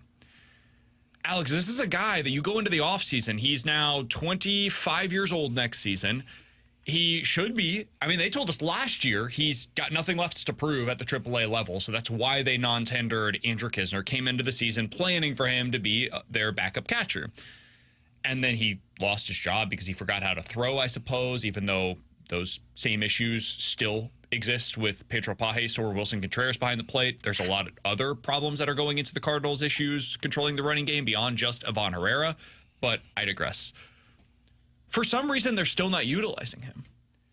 And they prefer to have Pedro Pajes, who I think is a perfectly fine, capable backup catcher, but Ivan Herrera could potentially be more than that. Like, you might have Wilson Contreras 2.0 or something similar to that, 70% of him in Ivan Herrera.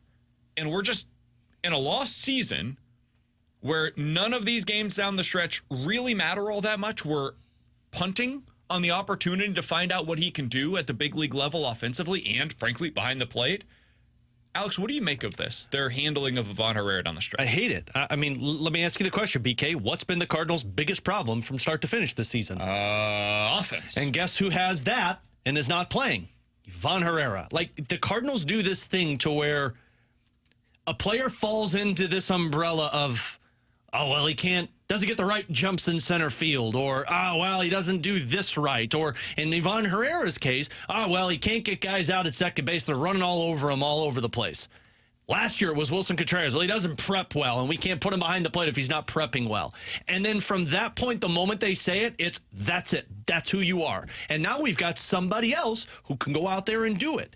But what frustrates me about all of this is this is not about the here and now anymore. Who cares what happens for the rest of this season? Frankly, it might benefit you to keep being bad for the rest of the season because you're not making the playoffs. Do you really want to be 2 games above 500 or 1 game above 500? Their answer to you would be yes. Which is, I mean, going future purposes, I think you'd probably be a little bit more focused on finding guys that could fill voids that you don't have via the draft. But regardless with that, because Ivan Herrera can't throw guys out that steal on them, or because he's not working well behind the plate, they say, no, well, we can't play this guy. We need Pedro Pajes. Pedro Pajes works better with our pitchers, and he can throw guys out.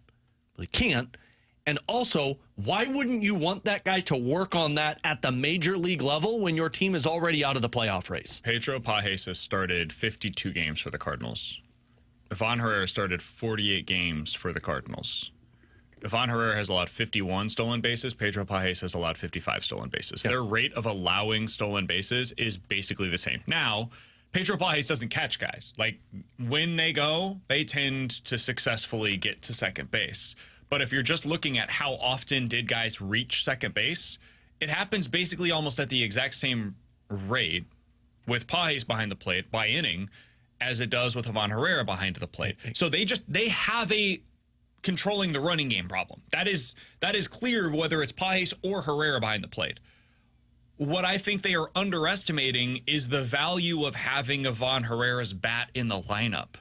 So if you're going to go about it this way, where no matter who's behind the plate, we have problems throwing guys out at second, well, give me the dude that can rake.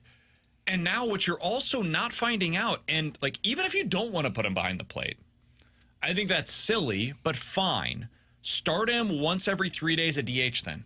Start him once at catcher and once at DH, and now you're playing him 2 out of every 3 days. I think you should play him 3 out of every 3, but whatever. Again, I'll set aside my differences and like at least we can meet in the middle somewhere. Can we start him 2 out of every 3? And yes, that means, hey, one of those days you're going to have to put Alec Burleson at first base probably, or another day you put him into the outfield, or another day like Goldie has a complete day off. Sorry, man. This is where we're at in our regular season. Maybe you get fewer opportunities for Luke and Baker, or you get him opportunities at first base as well. You can find a way to divvy this stuff out. What they're doing right now, though, is not something that, in my opinion, is acceptable for the way that they're handling the catchers. But again, they just did this with Victor Scott too, because they're like, no, well, he's not getting the right jumps in the center field. When he was hitting for you, he was coming through at the plate for you and showed signs of progress. And they said, well, we'd rather you go down and work on these and be an everyday player than up here to where we've got Michael Ciani. And the thing for me, what they're telling with their actions is clear. Is they think that Paez, it's not about the running game, it's about his game calling. It's about his framing behind the plate, which Herrera, I think, yeah, he probably is a little worse at it. But again, I've seen Contreras could fix that problem, so I think that will get fixed in the offseason. Wouldn't you like to fix it? But here's the thing that I don't understand. At this point, do I care about the Paez pitch calling and the game calling and the framing pitches? I could understand if they sold themselves on that. I can understand kind of how they got to that spot earlier in the year. Especially when you're trying to contend. When you're trying to contend, and this pitching staff needs all the strikes that you can give them. What are you doing now? Like, there's nobody in that rotation that's pitching for their future outside of Andre Pallante. And honestly, he seems like a lock for this roster. So there's nobody that you're like, oh, we've got this young arm that we really want to have success in the big leagues. Let's have Paez with him. I don't get it. There is no benefit for Paez behind the plate, you know? And that's not like saying bad things about Pedro Paez, because I think he would be a perfect backup, defensive-minded backup on a team that didn't have an Ivan Herrera that can hit or Willis Contreras that can hit, but they have that. So they don't need potentially Pedro Paez up here taking away opportunities from Ivan Herrera. They need him in the backup role right now. It does seem, I know they've said this all year and they've stayed true to it, so I suppose whether you want to give them credit or just like, I appreciate that the rare instance in which they did tell us the plan and they stuck with it. They said they were going to stick towards defense. They were going to lean towards defense, and if there was a tie between two players that they thought were similar, they would go towards the defensive side. And they did that with Pedro Paez. He's the defensive-minded catcher behind the plate. He's not even an upgrade. I think he's an upgrade defensively over Ivan Herrera. Slightly. I think he's a better game caller, and I do think he's a better blocker, and I do think he has a little better an arm. So, like, when you add all of that, like, defensively, I think it's a no contest on it. I think Pedro Paez is better framing. I think he's better as a defensive-minded catcher. But does that outweigh the fact that he's got a .282 on-base percentage so far this season and is 20% below league average, while Ivan Herrera, since his return, is 20% above league average offensively? No, I'm leaning towards that side on a team that desperately needs somebody that can hit. And he's a guy that could potentially bring that to your lineup. And I want to learn more about his bat. I want to find that out down the stretch. Instead, they're going with Pedro Paez. But it's not just him. Michael Ciani is another guy who I like. I think he's got value in Major League Baseball. But you look down at the numbers now. Guys, he is 40% below league average offensively. He has an OPS of 579 on this season now.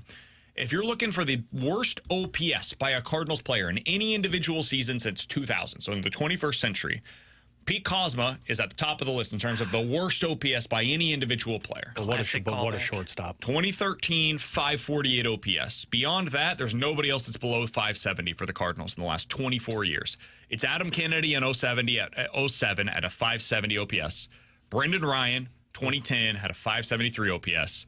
And Dexter Fowler, who was on his last legs in 2018, ultimately got benched and sent to the Angels with money, 575 OPS. That was in 2018. And then it's Michael Ciani at a 579 OPS for them this season. He's the 5th worst OPS by a Cardinals hitter with at least 300 plate appearances in a season since 2000.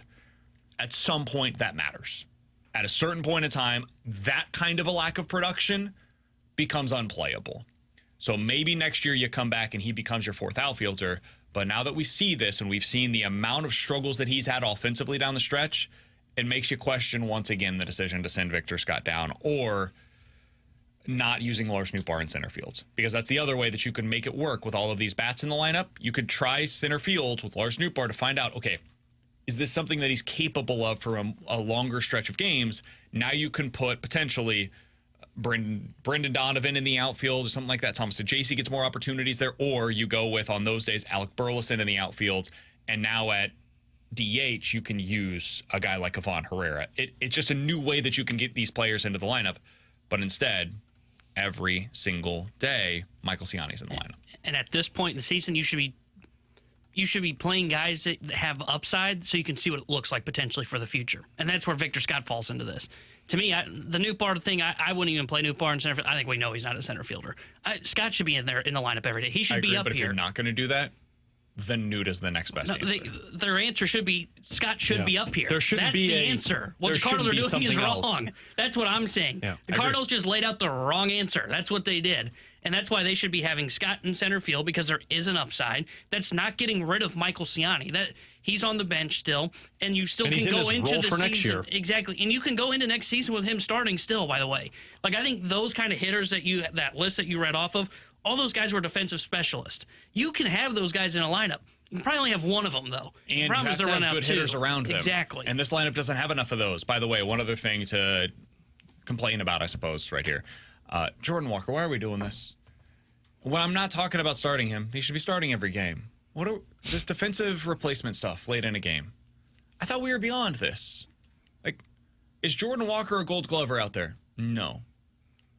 Jordan Walker is a perfectly capable right fielder, man. He's athletic. He's getting better jumps. Are they great? No, they're fine, though. And you know how you get better? By taking Sitting the more bench. of them. Oh. By getting more of Going these to Memphis. opportunities. In games where you're 75 and 75 down the stretch and have been all but eliminated from postseason contention. And last night, you know what they did? They pulled him out of the game again defensively. I have had my disagreements with Ollie on this. We've talked about it in person. We just philosophically do not align on the way that they are handling this. You got to start playing this guy for full games, man. Like, there was a big opportunity late in the game that Thomas Ajacey was at the plate for that Walker wasn't, because they pulled him for a late game defensive replacement situation. They're turning him into a bench bat, and that's what I think Jordan Walker is going to become if he's this thing starting every continues. day. So I get it. they're doing that right, but pulling him late for these defensive replacements, that's not what we should be doing with a guy like Jordan Walker. He's got to be an everyday full 9-inning player. Yeah. That's what he's going to be for this team when they're good again. All right, with Alex Ferrario and Tanner Hendrickson, I'm Brandon Kiley. Sorry, I had to get that off my chest. Do you? There's a I couple do. of There's things that still are like happening 3 right weeks now left that of the season. My jaw dropped at the game last night when I saw Shadashi taking that at bat, because I didn't realize Walker was replaced. it remains very frustrating when I see some of this stuff. Coming up next, we're going to give you a chance to score a pair of tickets to see Brooks and Dunn with special guest David Lee Murphy. That's coming up on April 25th at the Enterprise Center. So stay tuned for that, and we'll hit the rewind here on 101 ESPN.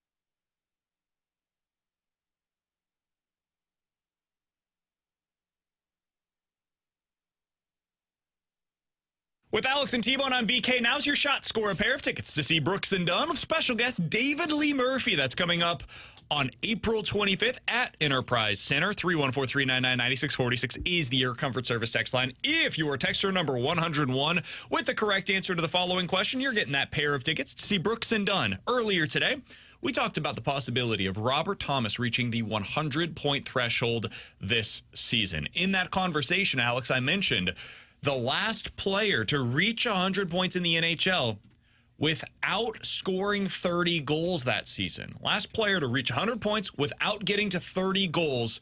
Who was that player? If you have the correct answer, your texture number 101, you are getting that pair of tickets to see Brooks and Dunn coming up on April 25th, courtesy of 101 ESPN. We'll have more opportunities all week long. Fastlane has those for you from 2 to 6 as well. If you guys missed any of today's show, be sure to check it out on the podcast page, 101ESPN.com, and the free 101 ESPN app is where you go to find it. It is all presented by Dobbs Tire and Auto Centers. Alex, to get out of here today, we're going to go back to where we started, which is with Andre Pallante, who, in my opinion, has established himself as a starter for the Cardinals going into next season. He has written his name in pen now in that rotation for 2025. I think there's good and bad to this, right? The good is, hey, man, he took his career into his own hands. He told the Cardinals, I want to be a starter. I want to have the opportunity to go down to AAA and work on a sinker. I believe that's going to help me against right-handed hitters. He did exactly that. The Cardinals, by the way, after he said that, gave him all of the information that he needed. Analytics department, scouting department, everybody gave him the info that he needed to go make him the best version of himself. And he has, and he succeeded accordingly. I don't love that he had to bring that to the Cardinals. I don't love that he was the one that had to come up with the idea of going down as a starter, but it's a two-sided coin. He deserves the credit. Cardinals deserve the credit for now then developing him accordingly, but I wish it didn't take him being the one that was proactive. Cardinals way too often recently have been a reactive organization. It's just been too many trends of players that have not hit their potential in St. Louis, and then the moment they get to another team, it's like, well, where was this guy all along? And then now you see a guy who is hitting his potential, and you're thinking, oh, damn, maybe they figured something out. But then lo and behold, you find out that this is the guy who basically told the Cardinals, this is what's going to bring the best out of me. That should be the Cardinals doing that. And if I'm any other player in the system that has not reached the potential, guys like a Jordan Walker, Nolan Gorman, that's the concerning part as a fan, because it's like, man, are these guys going to have to go figure out what's wrong with them and then go to the Cardinals and say, hey, help me fix this, rather than the Cardinals seeing something wrong and saying, you need to fix this, and then getting the best out. That's the problem with development right now with this team. Yeah, it's frustrating. But it's one of those where they needed a pitcher to develop in their system, and now they have a cost control arm that's happened. Absolutely. Now, granted, the order of operations wasn't great. Just like their offseason, hearing Mo describe how they got their 3 starting pitchers wasn't great. They got them. And now you've got a cost control arm, and now hopefully that is something that will sustain going into next year for the Cardinals. If you guys missed anything, be sure to check it out on the podcast page, 101ESPN.com. Free 101 ESPN app is where you go to find it. It's all presented by Dobbs Tire and Auto Centers. For Alex and T-Bone, I'm BK. We will talk to you guys tomorrow at 11 a.m. The Fast Lane has you covered from 2 to 6 right here on 101 ESPN.